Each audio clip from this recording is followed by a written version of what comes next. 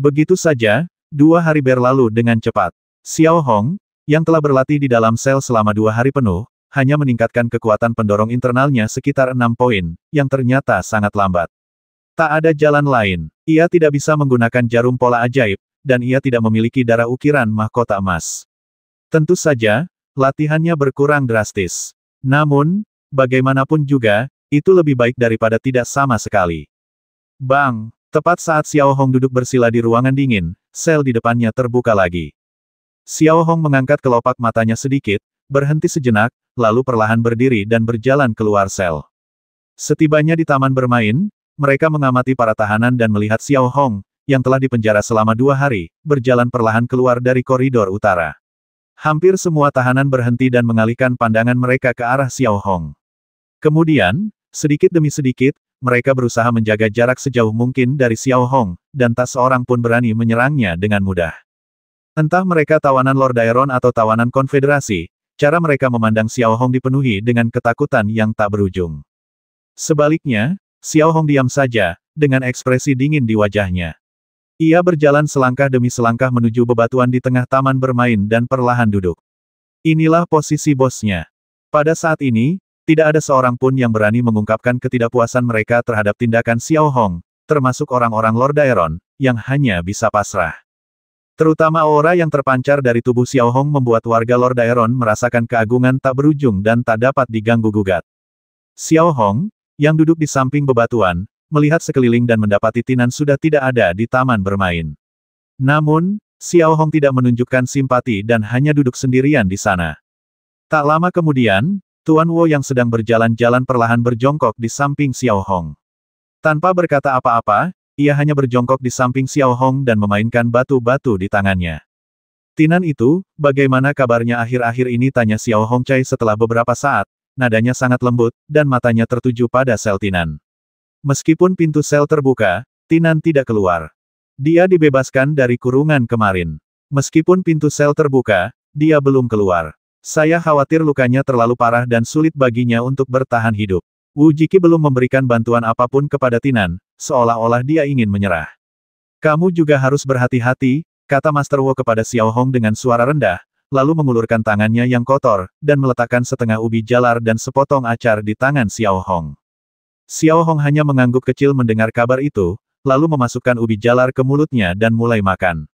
Ia belum makan selama 2 hari. Meskipun hal itu tidak memengaruhi kemampuan bertarungnya, Xiao Hong sudah kelaparan. Namun, tepat saat Xiao Hong memasukkan setengah potong acar ke dalam mulutnya untuk dikunyah, ekspresinya tiba-tiba sedikit berubah. Ia melihat Wu Jiki, dengan ekspresi dingin, perlahan menuruni tangga logam menuju taman bermain. Dengan tangan di belakang punggung dan memegang tongkat pola sihir bertegangan tinggi, ia mulai berpatroli. Di belakangnya mengikuti wakil Wu Jiki. Meskipun tidak terlihat mengintimidasi, dia tampak seperti orang jahat. Ketika tahanan lain melihat Wu Jiki masuk, meskipun masih ada kilatan semangat pantang menyerah di mata mereka, mereka secara naluriah menghindarinya dan menjauh, tidak berani mendekat. Wu Jiki akhirnya muncul di dekat bebatuan, matanya tertuju pada Xiao Hong. Ia menyipitkan mata sedikit, seolah ingin membasminya, tetapi akhirnya ia menahan diri.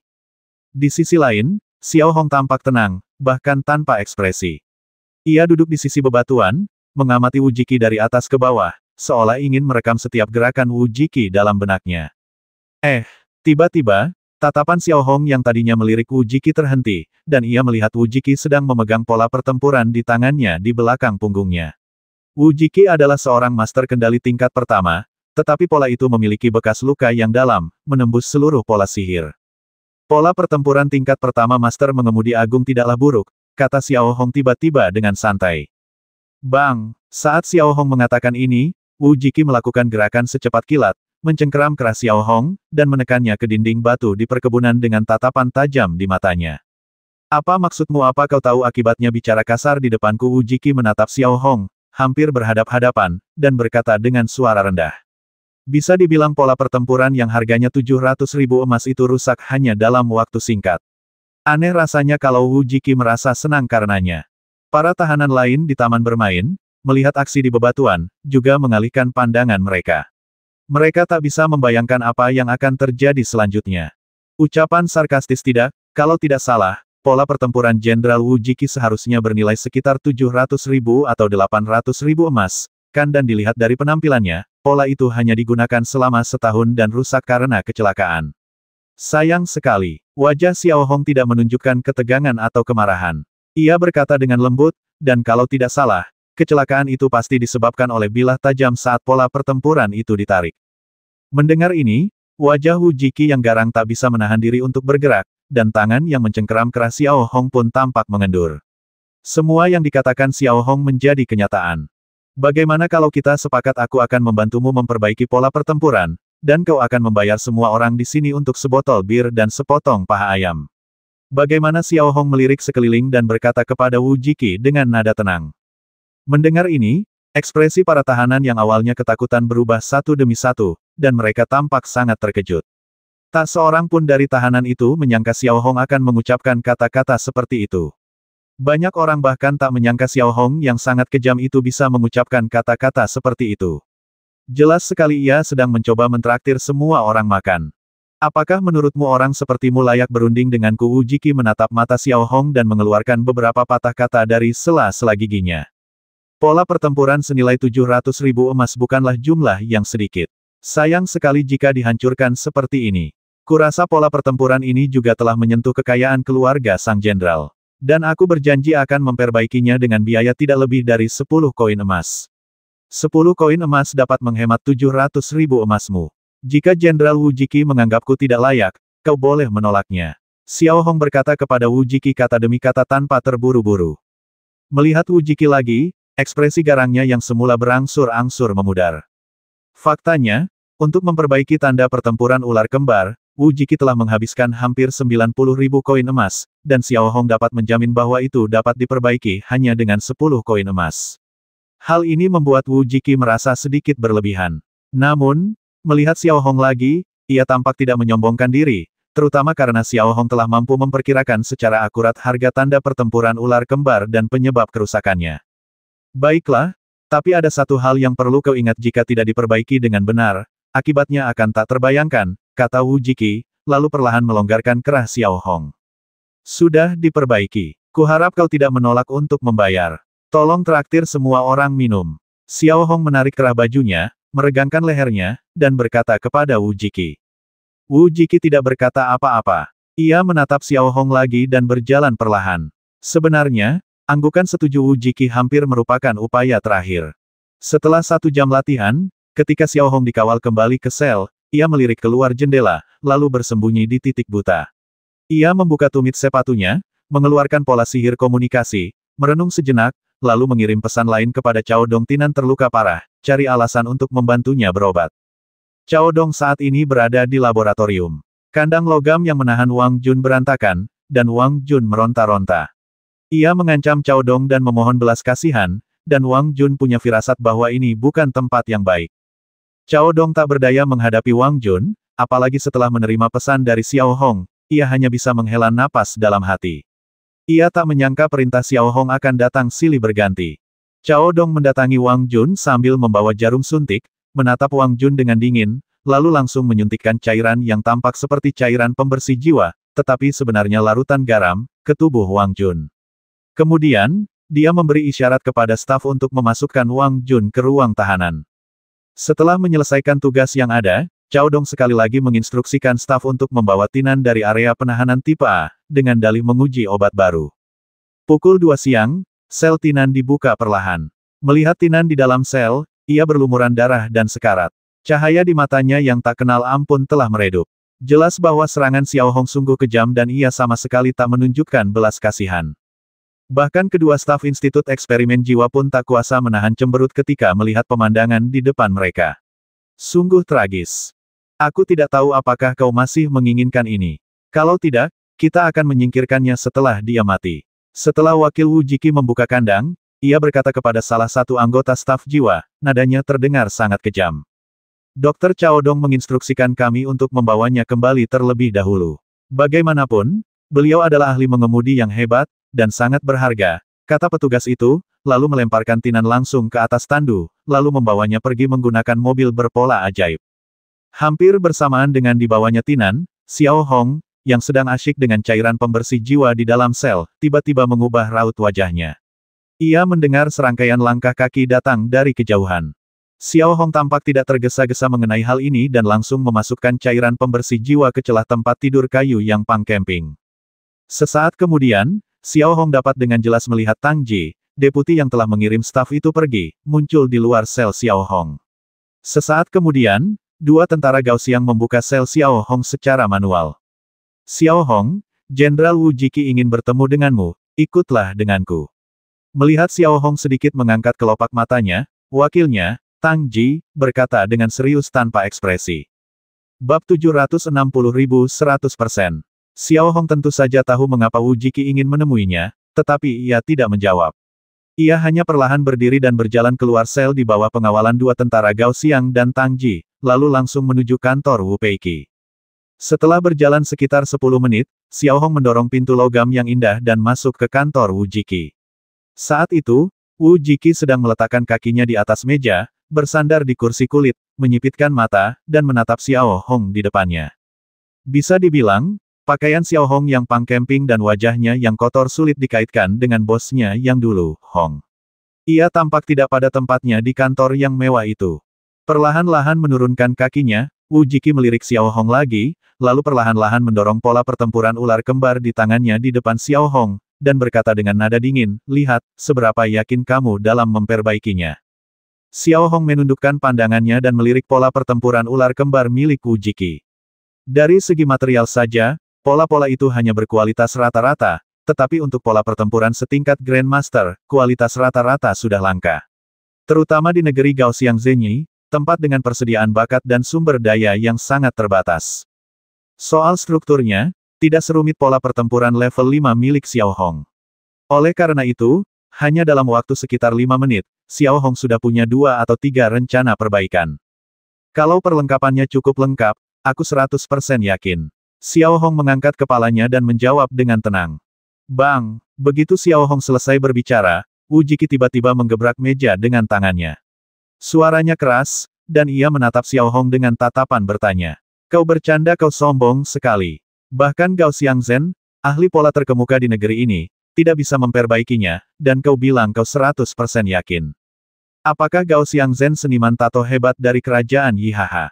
Xiao Hong hanya tersenyum tipis, dengan sedikit rasa jijik di senyumnya. Wu Jiki tentu saja mengerti apa yang dimaksud Xiao Hong dengan nada bicaranya ejekan dan penghinaan. Dulu, Wu Jiki pasti akan menyulitkan Xiao Hong, tetapi kali ini tidak, karena ia membutuhkan bantuan Xiao Hong. Nyatanya, ejekan Xiao Hong bukan tanpa alasan. Saya kira hanya orang biasa yang masih percaya bahwa negara Gao Xiang Zhenyi penuh dengan orang-orang berbakat dan berada di puncak Tiger Universe. 100% baiklah, aku yakin kau 100%. Kalau kau gagal, aku akan membasmimu. Wu Jiki perlahan berdiri dan berkata kepada Xiao Hong, lalu berdiri dan berjalan keluar kantor. Tang Ji tetap tenang, mengawal Xiao Hong dan mengikuti di belakang Wu Jiki. Setelah menuruni 2 anak tangga dan berjalan belasan meter di koridor, Wu Jiki membuka pintu besi. Di dalamnya terdapat sebuah ruangan kecil seluas 5 meter persegi. Di atasnya terdapat meja berdebu berisi beberapa peralatan tato sederhana, dan di sebelahnya terdapat kursi besi. Ini dulu ditinggalkan oleh seorang tahanan yang sombong, tapi sekarang dia sudah mati. Kau bisa terus menggunakan barang-barang yang kubelikan untuknya dan melihat apakah ada lagi yang kau butuhkan. Wu Jiki mengalihkan pandangannya ke Xiao Hong dan berkata dengan ekspresi dingin. Xiao Hong tanpa berkata apa-apa, berjalan perlahan ke dalam ruangan kecil seluas 4 meter persegi itu. Ia mengelap meja dengan tangannya yang kotor dan agak kasar, lalu mengamati barang-barang di atas meja. Berikan aku pena dan kertas, kata Xiao Hong tiba-tiba dengan lembut. Sambil menatap Tang Ji, ia langsung meletakkan selembar kertas jerami dan pensil di atas meja kayu. Xiao Hong mengambil pensil itu, merenung sejenak, lalu mulai menulis di atasnya dengan gaya yang flamboyan. 5 menit kemudian, kertas jerami itu dipenuhi kata-kata yang ditulis dengan gaya flamboyan. Itu adalah sebuah daftar, yang nilainya tepat 10 koin emas, 7 di antaranya adalah bahan dan 3 adalah peralatan. Wu Jiki, yang hampir tidak tahu apa-apa tentang pembuatan pola, berpura-pura memperhatikannya dengan saksama, tetapi ia sama sekali tidak memahaminya. Merasa tidak ada masalah besar, ia menyerahkan daftar itu kepada Tang Ji dan mengedipkan mata, mengisyaratkan Wu Jiki untuk membeli barang-barang yang ada di daftar itu. Sekarang katakan padaku, berapa hari yang dibutuhkan untuk menyelesaikannya? Wu Jiki bertanya pada Xiao Hong.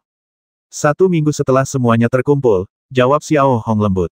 Sebenarnya, jika Xiao Hong mengerahkan seluruh tenaganya, hanya butuh sekitar 1 jam untuk memperbaiki pola pertempuran ular kembar. Tapi kenapa Xiao Hong harus mengerahkan seluruh tenaganya? Bukankah lebih baik melakukannya perlahan? Menanggapi hal ini, Wu Jiki tidak berkata apa-apa lagi dan langsung memberi isyarat kepada prajurit Gao Xiang untuk membawa Xiao Hong pergi dan menahannya. Dengan cara ini, hari berlalu dengan cepat, dan pada sore hari, semua tahanan dibawa ke gua berdarah lagi untuk mulai mengumpulkan biji darah ceri.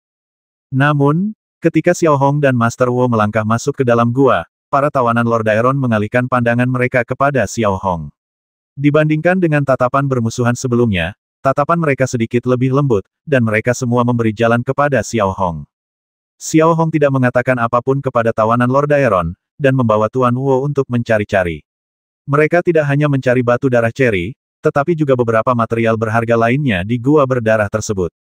Meskipun isinya tidak banyak, bukan berarti material tersebut tidak ada. Melihat Xiao Hong mengeluarkan sepotong kristal kabut seukuran kuku ibu jari dari celah tanah dan memasukkannya ke celah celananya, Tuan Wu bingung apa yang akan kau lakukan dengan bahan-bahan ini. Nanti kau akan tahu, jawab Xiao Hong menatap Tuan Wu. Master Wu tidak bertanya lebih lanjut, hanya mengangguk kecil. Lalu, tiba-tiba teringat sesuatu, ia bertanya, apakah Anda yakin bisa membantu Wu Jiki memperbaiki pola pertempurannya sehari sebelum Anda datang? Seorang saudara meninggal karena kesombongannya sebelumnya. Konon, ia pandai membuat pola. Aku yakin, sedikit. Xiao Hong menjawab dengan acuh tak acuh, lalu perlahan berdiri dan membawa Tuan Wu untuk mencari biji darah sakura. 10 menit kemudian, tas kulit Xiao Hong dan Master Wu sudah penuh, sementara beberapa tahanan Lord Daeron juga ada di dalamnya. Hari ini agak sial, dan setelah menerobos beberapa formasi batuan, tidak ada tanda-tanda batu darah. Melihat Xiao Hong berjalan keluar dari kedalaman terowongan, 7 atau 8 tahanan Lord Daeron tidak dapat menahan diri untuk tidak menggerakkan mata mereka, dan kemudian dengan cepat memberi jalan untuk membiarkan Xiao Hong lewat. Ketika Xiao Hong tiba di samping para tahanan Lord Daeron, ia berhenti sejenak. Melihat tatapan Xiao Hong, para tahanan Lord Daeron itu pun menundukkan kepala sedikit, merasa semakin gugup. Memfokuskan pandangannya pada sabuk kulit yang menyusut dan bebatuan yang terkikis, Xiao Hong tampak memahami sesuatu. Ia melihat sekeliling, lalu tiba-tiba memisahkan beberapa kali di terowongan di seberang mereka. Hula, saat salah satu dinding batu runtuh, melihat ke belakangnya, yang tersisa hanyalah biji darah sakura. Lalu Xiao Hong pergi bersama Tuan Wu tanpa apapun. 7 atau 8 tahanan Lord Daeron tentu saja mengerti apa yang dimaksud Xiao Hong dengan tindakan ini. Awalnya, sorot mata mereka tampak menyanjung, lalu penuh rasa terima kasih. Terima kasih. Saat Xiao Hong melangkah beberapa langkah, seorang tawanan Lord Daeron berbicara dengan lembut. Nadanya sangat ringan, tetapi orang bisa merasakan bahwa ia berbicara dari hati. Itu ucapan yang sopan. Kita simpan saja untuk nanti. Xiao Hong melirik para tahanan Lord Daeron di belakangnya, menjawab, lalu pergi. Namun, tepat ketika Xiao Hong keluar dari gua berdarah itu, ia mendapati Tang Ji telah muncul di pintu dan mengedipkan mata kepada 2 prajurit Gao Xiang di sampingnya. Sesaat kemudian, kedua prajurit Gao Xiang itu muncul di belakang Xiao Hong. Mereka tidak memperlakukannya dengan kasar, tetapi tujuan mereka jelas. Xiao Hong tentu saja mengerti apa yang akan terjadi. Ia menyerahkan beliung dan biji darah ceri, lalu mengikuti Tang Ji ke dalam gedung tahanan yang besar. Baru kemarin, Xiao Hong mengetahui bahwa nama gedung besar tempat para tahanan ditahan itu adalah Gedung Keadilan, sebuah nama yang sangat ironis. Setelah memasuki Gedung Keadilan, seperti dugaan, Xiao Hong langsung dibawa ke ruang pembuatan pola yang kecil. Di sebelah meja terdapat sebuah tas kulit yang menggembung. Wu Jiki dan 2 prajurit Gao Xiang berdiri di pintu dengan tatapan dingin, memperhatikan Xiao Hong perlahan duduk di kursi berdebu. Kenapa aku memanggilmu ke sini hari ini? Kurasa aku tidak perlu bicara lagi, kan tanya Wu Jiki dengan suara rendah ketika Xiao Hong menghampirinya. Xiao Hong tidak menjawab, hanya melirik Wu Jiki, lalu mengulurkan tangannya yang agak kasar, meraih tas kulit besar itu, dan membukanya. Tas itu berisi semua yang dibutuhkan Xiao Hong, tetapi kualitas bahannya jauh lebih rendah daripada konsorsium Jiadu. Beberapa bahan tanaman bahkan mulai membusuk di beberapa bagian karena perawatan yang buruk. Namun, hal ini tidak memengaruhi penggunaannya. Berbagai alat untuk membuat pola juga pengerjaannya kasar. Xiao Hong tidak menunjukkan reaksi yang jelas terhadap semua ini. Di bawah pengawasan semua orang, ia mengeluarkan bahan dan alat satu persatu dan menghitungnya, gerakannya tampak santai. Xiao Hong selesai menghitung barang-barang lebih dari 20 menit kemudian. Ia kemudian menghubungi Wu Jiki, dan tujuannya jelas.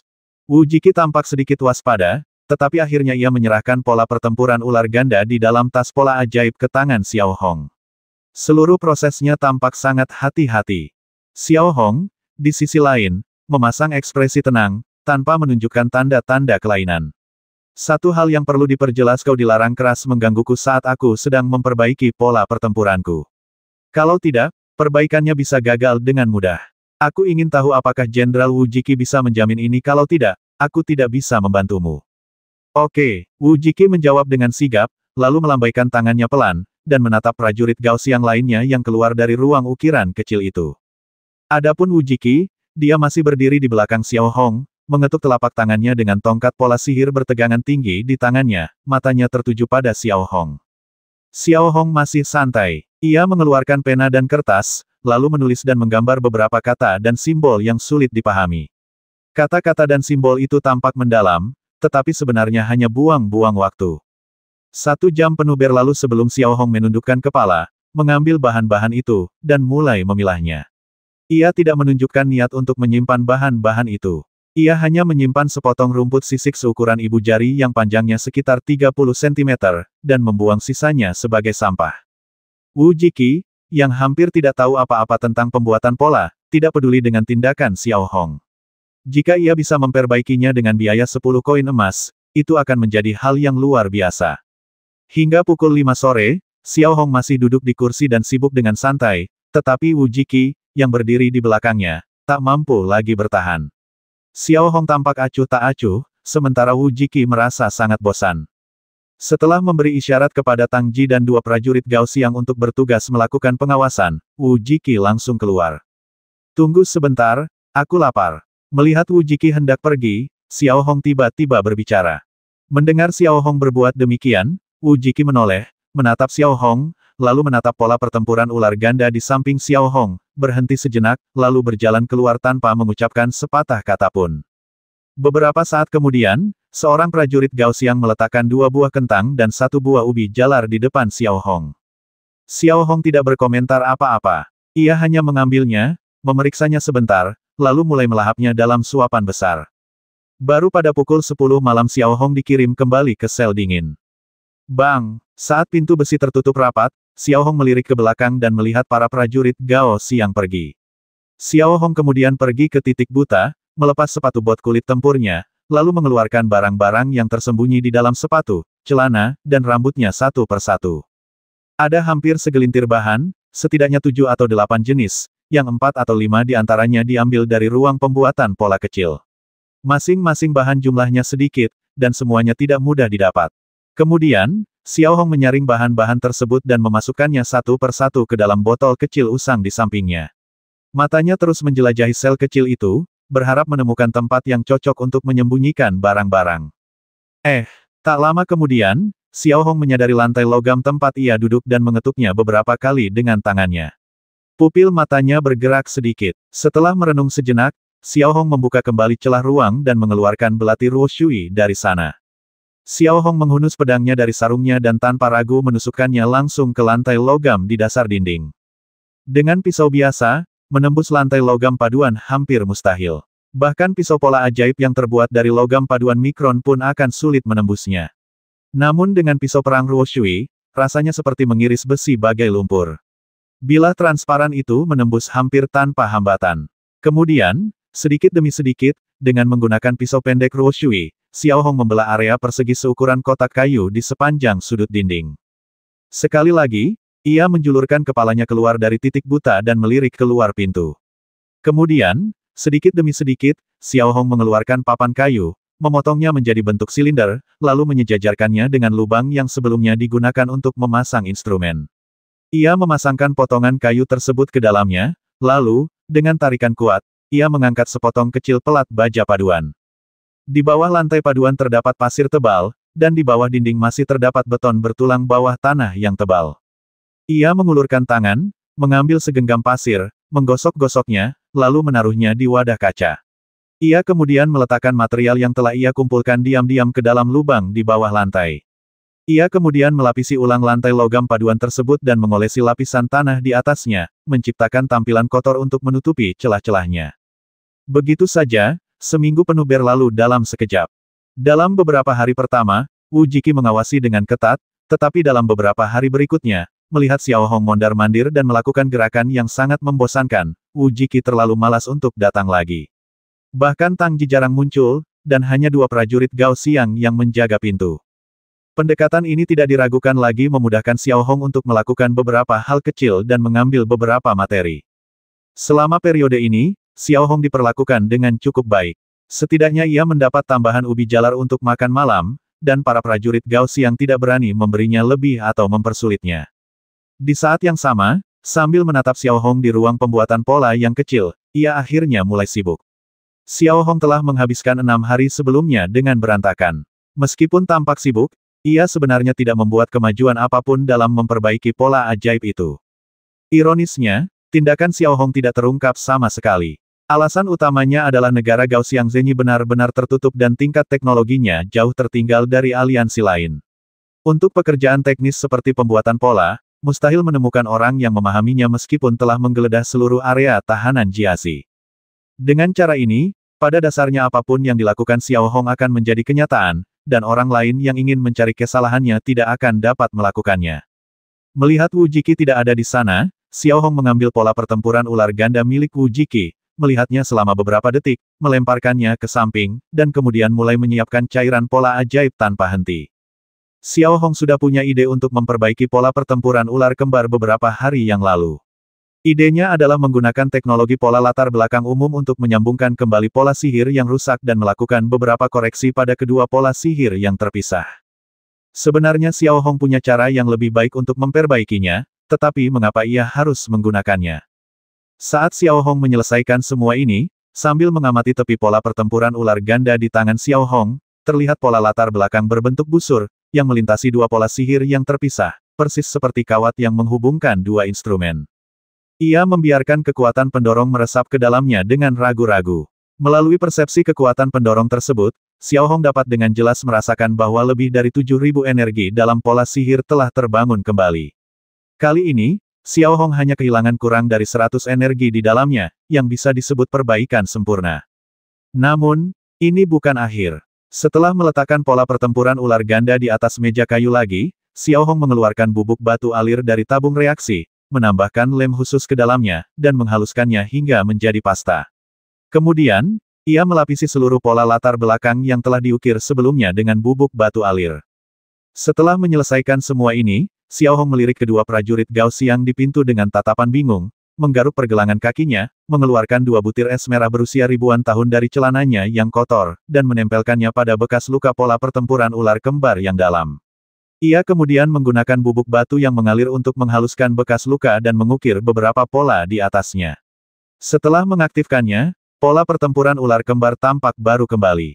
Sambil berdiri sedikit dan meregangkan badan, Xiao Hong dapat melihat dengan jelas melalui jendela bahwa di taman bermain di bawah, Wu Jiki sedang berpatroli dengan tongkat sihir bertegangan tinggi di tangan, sementara para tahanan berusaha menghindarinya sebisa mungkin. Melihat situasi ini, Xiao Hong tetap tenang, membuka jendela, dan segera mengaktifkan pola pertempuran ular ganda. Dalam sekejap, pola energi merah dan hijau terbentuk di lengan bawah Xiao Hong. Kemudian, sebelum prajurit Gao Xiang dapat bereaksi dan mengetahui apa yang akan dilakukan Xiao Hong, mereka menemukan bahwa jari Xiao Hong sudah menunjuk ke arah taman bermain. Berdengung. Tepat saat Xiao Hong mengulurkan jarinya, gelombang suara getaran energi tiba-tiba terbentuk. Lingkaran cahaya abu-abu dengan cepat terbentuk di ujung jarinya. Pada saat yang sama, 2 badan energi linear dengan cepat muncul di ujung jari Xiao Hong. Kedua badan energi linear itu seperti 2 ular berbisa, satu merah dan satu hijau, saling melilit, membentuk spiral. Kemudian, mereka melesat langsung dari ujung jari Xiao Hong dan melesat lurus ke arah Wu Jiki. Tentu saja, Xiao Hong tidak bermaksud melakukan serangan mendadak terhadap Wu Jiki, dia juga tidak secara naif berpikir bahwa serangan mendadak seperti itu akan berhasil. Saat tubuh energi dipancarkan, Wu Jiki, yang sedang berjalan santai di taman bermain, tiba-tiba menjadi waspada dan sedikit menoleh. Suara mendesing. Saat berikutnya, Tubuh energi spiral melewati tepat di atas kepala Wu Jiki dan langsung menghantam tanah, yang hanya berjarak sekitar 10 meter dari Wu Jiki. Ledakan. Setelah ledakan keras, taman bermain di depan Wu Jiki terhempas. Sebuah lubang raksasa berdiameter 10 meter pun tercipta. Debu dan kerikil berhamburan kemana-mana seperti aliran air yang deras, membentuk hujan pasir yang berjadewa ke tanah. Secercah kekhawatiran melintas di wajah para tahanan yang menyaksikan kejadian ini. Semuanya terjadi terlalu tiba-tiba, dan gerakan yang tidak biasa itu sungguh luar biasa besarnya. Wu Jiki, berdiri di dekat lubang besar, tampak seperti penduduk asli dengan seragam jenderalnya yang indah tertutup debu. Dulu, Wu Jiki pasti akan murka menghadapi situasi seperti itu, tetapi saat ini, dia benar-benar membatu di tempat, menatap kosong ke arah lubang besar di depannya, matanya dipenuhi dengan keterkejutan yang tak ada habisnya. Wu Jiki secara alami melihat tubuh energi yang baru saja dipancarkan, dan secara alami mengenalinya. Itu adalah pola pertempuran ular ganda miliknya. Yang tak pernah dibayangkan Wu Jiki adalah pola pertarungan ular kembarnya benar-benar akan diperbaiki sepenuhnya, rasanya agak terlalu tidak nyata, ya. Sebelum ini, Wu Jiki menghabiskan puluhan ribu emas dan mencari semua ahli pembuat pola di kerajaan Gao Xiangzhenyi, tetapi mereka pada dasarnya tidak berdaya. Tapi pria berambut putih itu, apa dia bisa memperbaikinya hanya dengan 10 koin emas luar biasa, sungguh luar biasa. Melihat tahanan lain di taman bermain, mereka semua membuka mata lebar-lebar, menatap lubang besar yang dalam dengan ekspresi terkejut di wajah mereka. Saat lubang raksasa itu terbentuk, seluruh alun-alun menjadi sunyi senyap. Setelah beberapa menit, Wu Jiki dan tahanan lainnya secara otomatis menoleh ke arah tubuh energi tersebut. Yang kulihat hanyalah Xiao Hong berdiri di dekat jendela, ekspresinya tak bergerak, menunduk, satu jari menunjuk ke arah taman bermain, dan pola energi di lengan bawahnya terlihat jelas. Adegan seperti itu hanya menunjukkan satu hal, Xiao Hong telah sepenuhnya memperbaiki pola pertempuran ular ganda Wu Jiki, yang sama sekali tidak terbayangkan di masa lalu. Di sisi lain, Wu Jiki terkejut ketika melihat Xiao Hong menatapnya dengan acuh tak acuh. Meskipun sebelumnya ia mengira Xiao Hong mungkin bisa memperbaiki pola pertempuran ular kembar, ketika hal seperti itu benar-benar terjadi di depan matanya, Wu Jiki tetap merasa ngeri.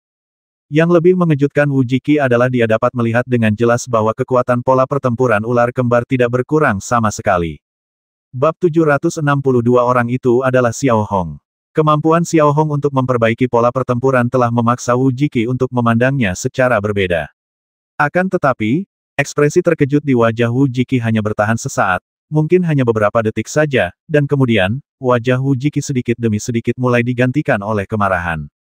Alasannya jelas, Xiao Hong baru saja menembakkan dua tubuh energi ular ke arahnya. Menurut Wu Jiki, ini jelas merupakan penghinaan baginya dan juga tindakan yang sangat berbahaya. Setelah jeda singkat, sepasang sayap ajaib berwarna putih keperakan tiba-tiba terbentuk di belakang Wu Jiki. Tepi sayap ajaib itu dipenuhi duri energi. Kemudian Wu Jiki melompat ke udara bagai kilatan petir. Dalam sekejap mata, ia melewati jendela dan muncul di hadapan Xiao Hong. Tahukah kau bahwa apa yang kau lakukan tadi tidak sopan kepadaku, kata Wu Jiki, satu tangannya sudah mencengkeram kerah Xiao Hong.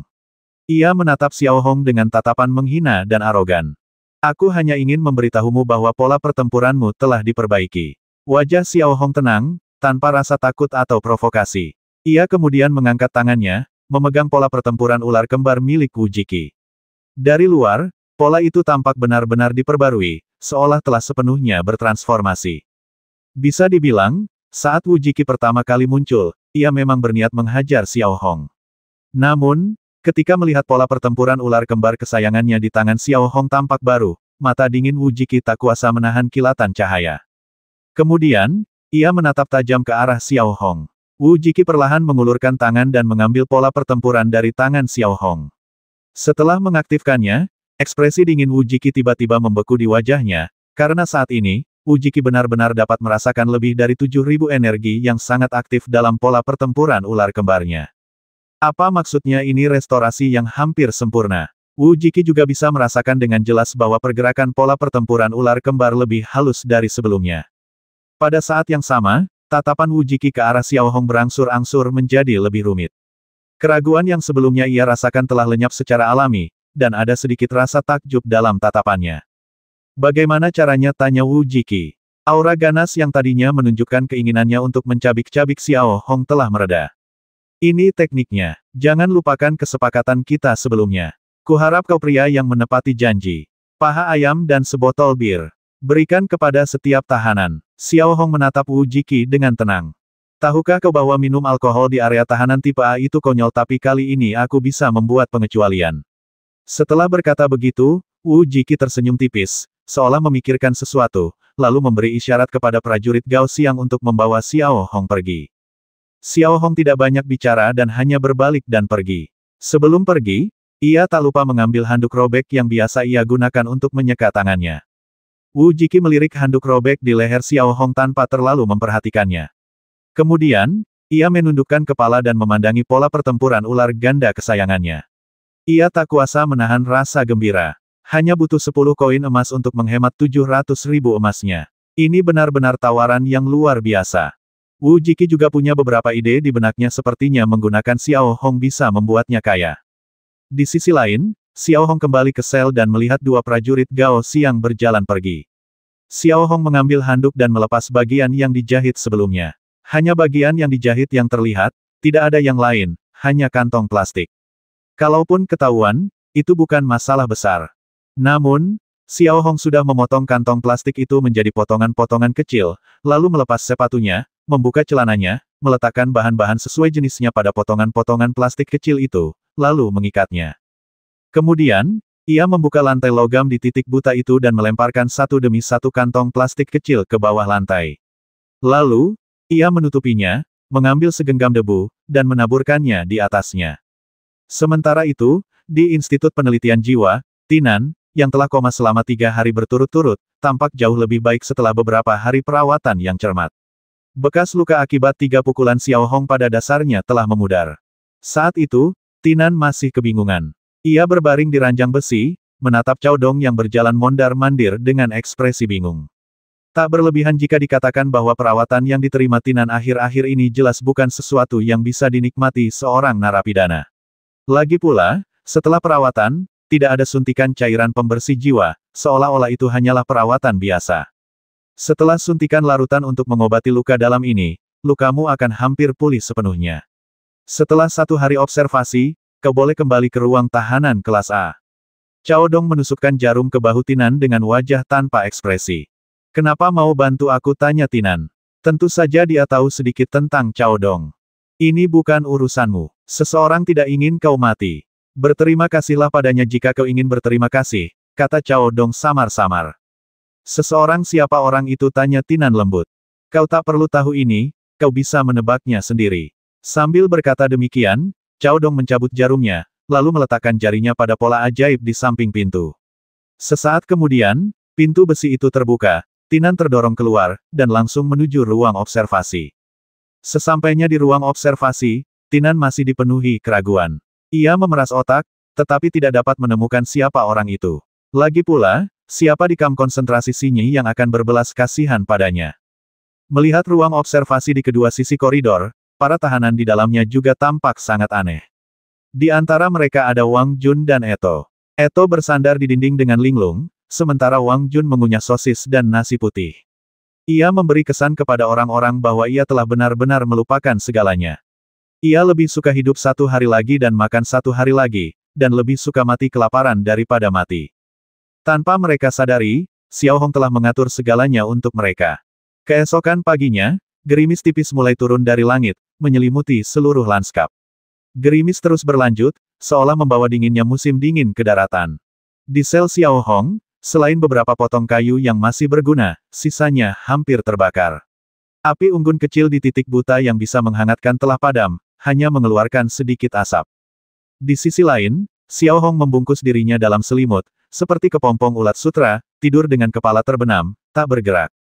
Suhu di kamar mulai terasa sangat dingin, terutama di kamar Xiao Hong. Terlebih lagi, tidak ada sistem pemanas di dalam sel. Faktanya, setiap musim dingin di sini sangat sulit ditanggung, dan itu juga merupakan musim dengan tingkat kematian tertinggi. Sekalipun seseorang adalah pengemudi ulung, mereka tetap akan agak lemah menghadapi musim dingin yang panjang dan lingkungan yang keras. Dengan fisik yang kuat, seseorang mungkin mampu bertahan 1 atau 2 hari, atau bahkan 1 atau 2 bulan, tetapi di kota Sinyi, musim dingin di sini dapat berlangsung selama lebih dari 4 bulan, yang mana merupakan musim yang panjang dan tak tertahankan. Bang! Saat Xiao Hong masih meringkuk dalam selimut, sel di depannya terbuka dan tibalah saatnya baginya untuk keluar berolahraga. Melihat pemandangan ini, Xiao Hong sedikit mengernyit, tetapi tetap memanjat dengan susah payah. Ia merasa kedinginan, lalu berjalan keluar. Karena gedung pengadilan di area tahanan tipe A tertutup rapat, suhu di dalam sel hampir sama dengan di luar. Gerimis yang terus-menerus juga terus-menerus membersihkan kaca-kaca kotor di lantai atas taman bermain. Setelah keluar dari sel, Tuan Wu hampir secara naluriah mengikuti Xiao Hong. Sementara itu, para tahanan lain di Lord Daeron, ketika melihat Xiao Hong, tidak lagi menghindarinya seperti sebelumnya, melainkan bersikap waspada atau bermusuhan. Beberapa tahanan bahkan mengangguk kepada Xiao Hong untuk menunjukkan rasa hormat mereka ketika melihatnya. Terutama kemarin, penampilan Xiao Hong yang luar biasa membuat semua tahanan mengagumi kekuatan Xiao Hong. Sesampainya di taman bermain, Xiao Hong biasanya meringkuk di bebatuan. Namun, kini tak ada sinar matahari di sini, dan langit mendung, yang selalu memberi kesan hikmat. Terkadang, kilatan petir terlihat jelas di langit, diikuti gemuruh guntur. Ledakan-ledakan-ledakan. Tepat pada saat ini, suara gerbang yang berat dibuka tiba-tiba terdengar, dan kemudian sebuah mobil berpola ajaib dari laboratorium jiwa terlihat melaju perlahan masuk. Tampaknya di dalam mobil pola ajaib laboratorium jiwa, secercah kewaspadaan dan kepanikan melintas di wajah para tahanan, karena takut ada yang ketahuan dan ditilang untuk menikmati obat mengerikan itu. Namun, saat ini, kekhawatiran mereka agak tidak perlu. Mobil berpola ajaib laboratorium jiwa tidak terus bergerak maju, melainkan berhenti di tepi taman bermain. Sesaat kemudian, Tinan, Wang Jun, dan Eto terlempar langsung dengan gerakan yang agak kasar, lalu mobil berpola ajaib itu berbalik dan pergi. Meskipun Cao Dong tidak menjelaskan apapun kepada Xiao Hong, Wang Jun dan Eto langsung dilempar masuk, seolah memberitahu Xiao Hong bahwa orang itu diberikan kepadamu, dan apakah dia hidup atau mati, kamu yang mengurusnya, dan aku tidak bisa mengurus yang lain. Kemudian, Wang Jun melihat sekeliling dengan mata sayu dan langsung menemukan Xiao Hong yang berambut putih. Ia dan Eto berlari kecil menghampiri Xiao Hong, wajahnya penuh kegembiraan sekaligus kesedihan. Bos, akhirnya aku bertemu denganmu lagi. Kupikir aku takkan pernah bertemu denganmu lagi di kehidupan ini.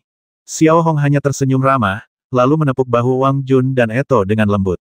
Xiao Hong bisa dibilang merasa lega karena Wang Jun dan Eto bisa dikirim ke sini. Jangan terlalu dekat denganku untuk saat ini, agar tidak memperlihatkan kekuranganmu. Xiao Hong masih mempertahankan senyum tipisnya dan berbicara lembut kepada Wang Jun dan Eto. Wang Jun dan Eto juga bukan orang bodoh.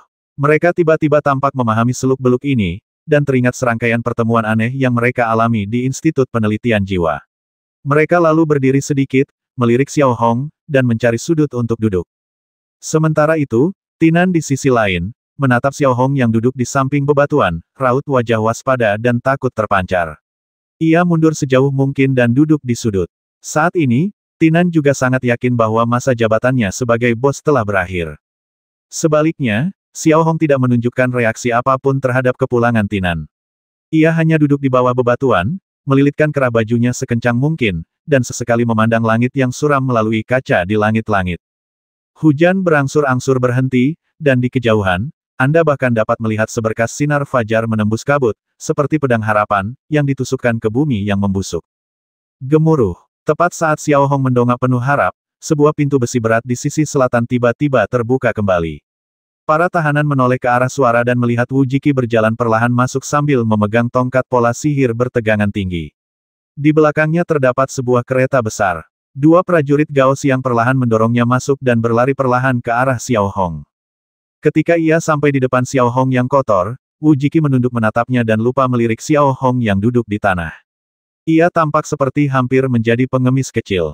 Tanpa banyak bicara, Wu Jiki langsung mengangkat terpal yang menutupi gerobak, dan melihat gerobak itu menarik kotak-kotak bir dan kotak-kotak paha ayam. Di bagian depan truk juga terdapat panci panas berisi sup ayam. Meskipun aku menganggapmu menjijikkan dan menjijikan, aku akan memenuhi kesepakatan itu. Wu Jiki menatap Xiao Hong dengan tatapan merendahkan. Terima kasih, kata Xiao Hong sambil berdiri sedikit, menepuk-nepuk debu di pantatnya, dan berkata dengan tenang. Wu Jiki ingin mengatakan sesuatu, mungkin bahkan memberi peringatan, tetapi pola sihir komunikasi di lengannya bergetar, dan orang yang meminta panggilan itu adalah Zhang Xiangji, ahli pembuat pola dari kerajaan Gao Xiangzhenyi. Wu Jiki mengangkat kepalanya dan melirik Xiao Hong. Ia tidak ingin terlibat lagi dengan Xiao Hong, jadi ia berbalik dan pergi. Kedua prajurit Gao Xiang mengikuti Wu Jiki dengan hormat. Pada saat yang sama, saat Wu Jiki membuka kanvas, aroma ayam langsung memenuhi udara. Hampir semua tahanan, baik dari Lord Daeron maupun persemakmuran, mengalihkan pandangan mereka ke arah Xiao Hong, atau lebih tepatnya, ke barang-barang di kereta. Terlepas dari tingkat kekuatan pendorongnya, semua orang menelan ludah dengan susah payah. Di Federasi Gadu, ayam hanyalah daging biasa, bahkan murah. Namun, bagi para narapidana yang seharian hanya makan ubi dan bakpao, mereka hampir tak bisa membayangkan ada kelezatan seperti itu. Bahkan ada bir. Ya ampun, tahanan di kamp konsentrasi Xinyi. Bagaimana bisa mereka diperlakukan seperti ini? Untuk sesaat, hampir semua tahanan menyeka mulut mereka dan menatap Xiao Hong dengan penuh harapan. Jika Xiao Hong sebelumnya mengatakan akan mentraktir mereka bir dan kaki ayam di sini, itu pasti hanya khayalan. Tapi sekarang, sepertinya Xiao Hong telah mewujudkannya. Sambil menatap Xiao Hong lagi, tanpa banyak jeda, dia mengangkat kedua tangannya ke atas kepala, bertepuk tangan keras-keras, dan memanggil semua tahanan. Para tahanan tak ragu menghampiri Xiao Hong dari segala arah, mata mereka penuh harapan. Mereka pun membentuk antrean panjang. Xiao Hong lalu mengeluarkan sebotol bir dan sepotong paha ayam dari gerobak tanpa berkata apa-apa. Ia juga menuangkan semangkuk sup ayam panas dan meletakkannya di tangan Scarface. Ia lalu memberi isyarat kepada orang berikutnya, yang disuguhi 3 hal yang sama: paha ayam yang harum, sup ayam panas, dan bir yang menyegarkan. Saat ini, tidak berlebihan jika dikatakan bahwa Xiao Hong sangat murah hati di mata setiap tahanan. Jika sebelumnya Xiao Hong adalah ibel, kini ia adalah penyelamat yang membawa kejayaan singkat bagi mereka. Para tahanan yang diberi makanan tidak memakannya. Mereka hanya menatap Xiao Hong dan berdiri di depannya. Setelah setengah jam, semua barang dibagikan, satu untuk setiap orang, dan itu tepat. Karena makanan itu diantarkan sendiri oleh Wu Jiki, saat ini, para prajurit Gao Xiang tidak peduli, atau mereka tidak berani peduli, lagi pula, ini adalah persetujuan diam-diam dari Wu Jiki. Hanya Tinan, yang duduk di pojok, tidak maju untuk berbaris. Ia hanya menundukkan kepala sedikit, tampak sangat sedih. Ia tahu betul bahwa setelah perayaan sebelumnya dengan Xiao Hong, makanan ini sepertinya bukan miliknya. Namun, tepat ketika Tinan sedang merenungkan hal ini berulang-ulang, tiba-tiba ia merasakan sepasang kaki bersepatu bot kulit muncul di hadapannya.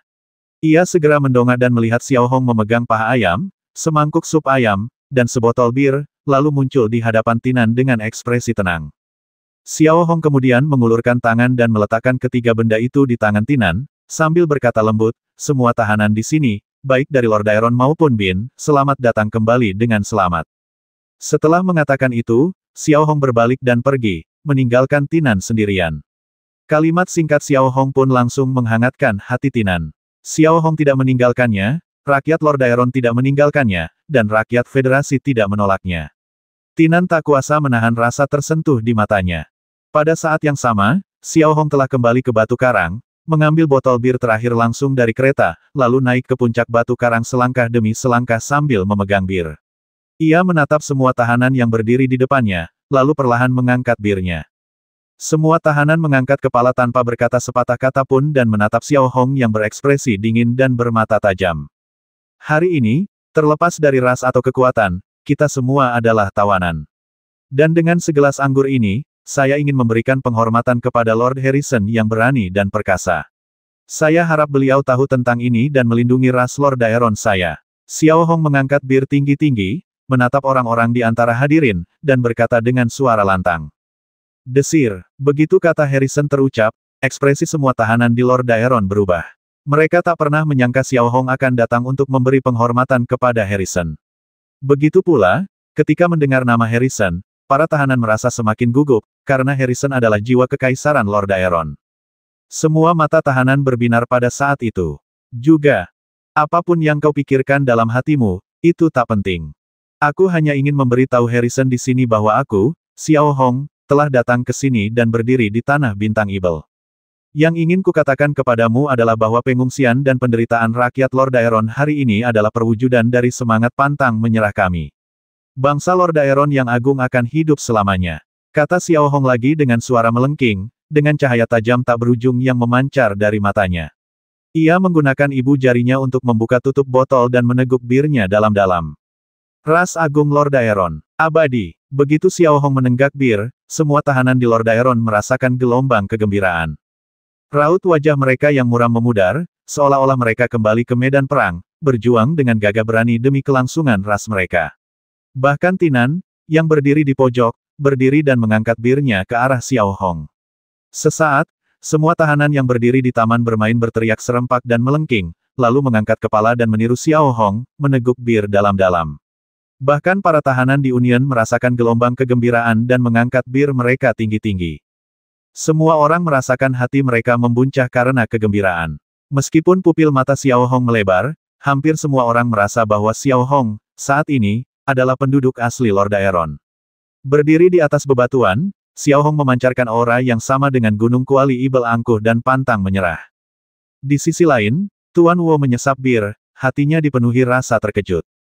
Ya, jika sebelumnya ia mengatakan bahwa penduduk Lord Aeron hanya takut pada Xiao Hong tetapi tidak menghormatinya, lalu bagaimana sekarang lihat saja sorot mata para tawanan Lord Aeron yang penuh kegembiraan dan cara mereka memandang Xiao Hong, dan kau akan tahu.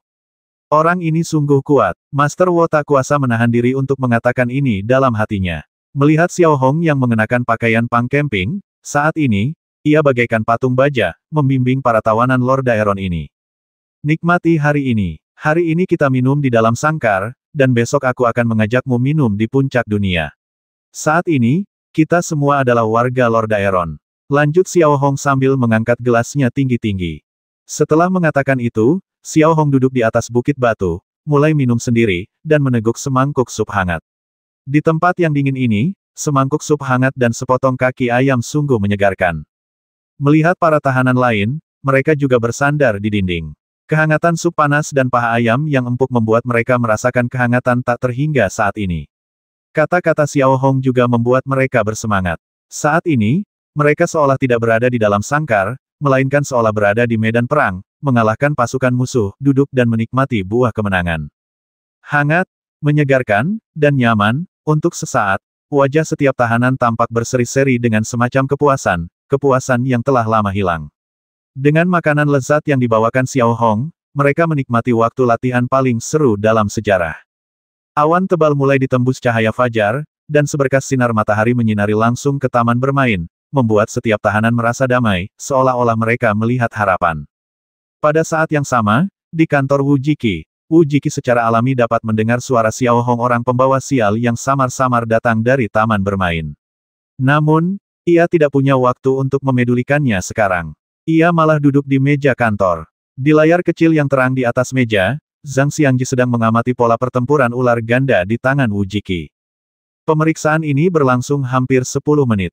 Karena Xiao Hong sebelumnya telah menyamarkan restorasi tersebut, tidak berlebihan jika dikatakan bahwa setelah memeriksanya hampir seharian, Zhang Xiangji masih tidak mengerti apapun.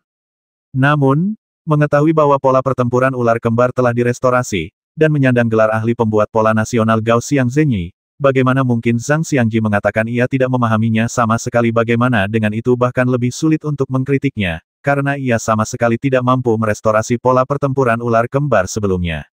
Bab 764 Perdagangan yang Adil. Sungguh luar biasa. Merasa tidak bisa memahaminya sama sekali, Zhang Xiangji hanya bisa memberikan pujian seperti ini. Saya hanya tidak tahu siapa yang bisa melakukan restorasi seperti itu.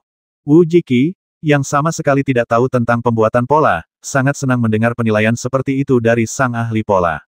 Menurutnya, meskipun Xiao Hong menyebalkan, ia adalah harta karun, atau sapi perah. Soal siapa pembuatnya, Tuan Zhang Xiangji tidak perlu khawatir. Saya hanya ingin tahu apakah Anda bersedia bekerja sama, tanya Wu Jiki sambil tersenyum tipis. Wu Jiki bukan orang bodoh. Ia tahu betul bahwa jika ia mengatakan itu buatan Xiao Hong, Zhang Xiangji pasti akan melakukan apa saja untuk memburu Xiao Hong dan memanfaatkannya demi kepentingan pribadinya. Bagaimana kita bekerja sama? Zhang Xiangji tiba-tiba menjadi tertarik dan bertanya.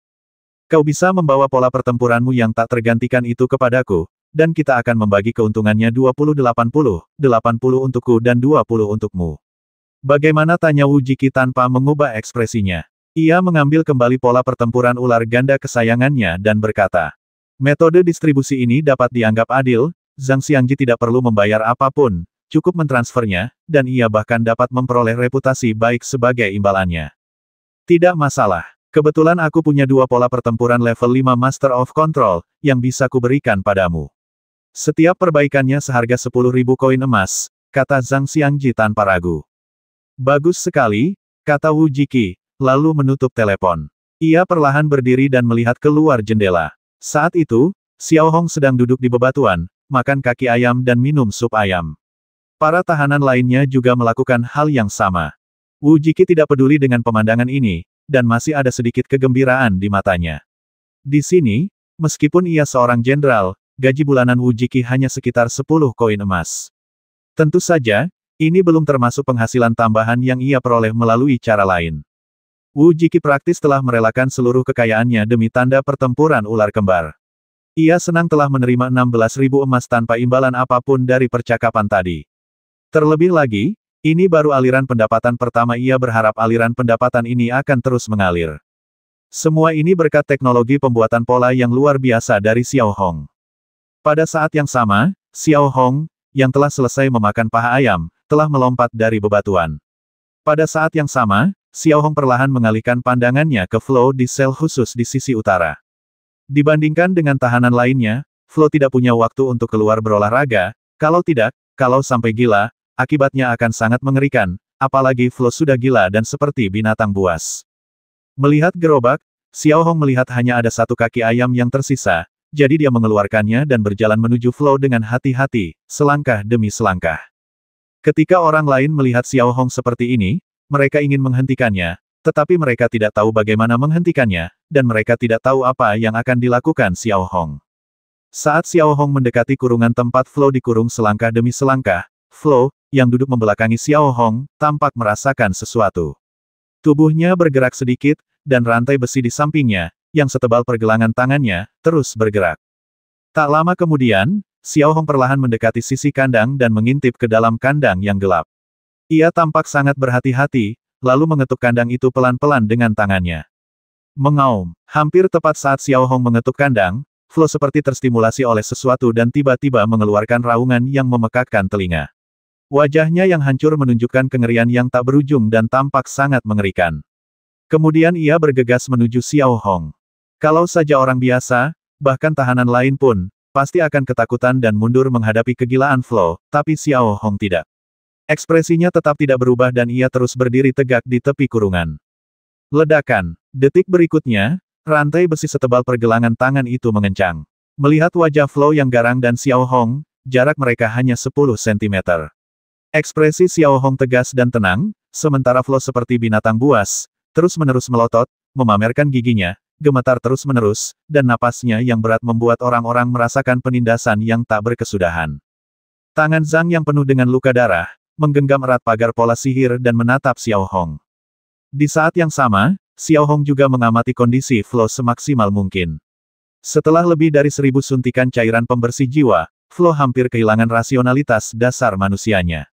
Ia hanya dipenuhi kebencian terhadap Gao Xiangren, bagaikan binatang buas.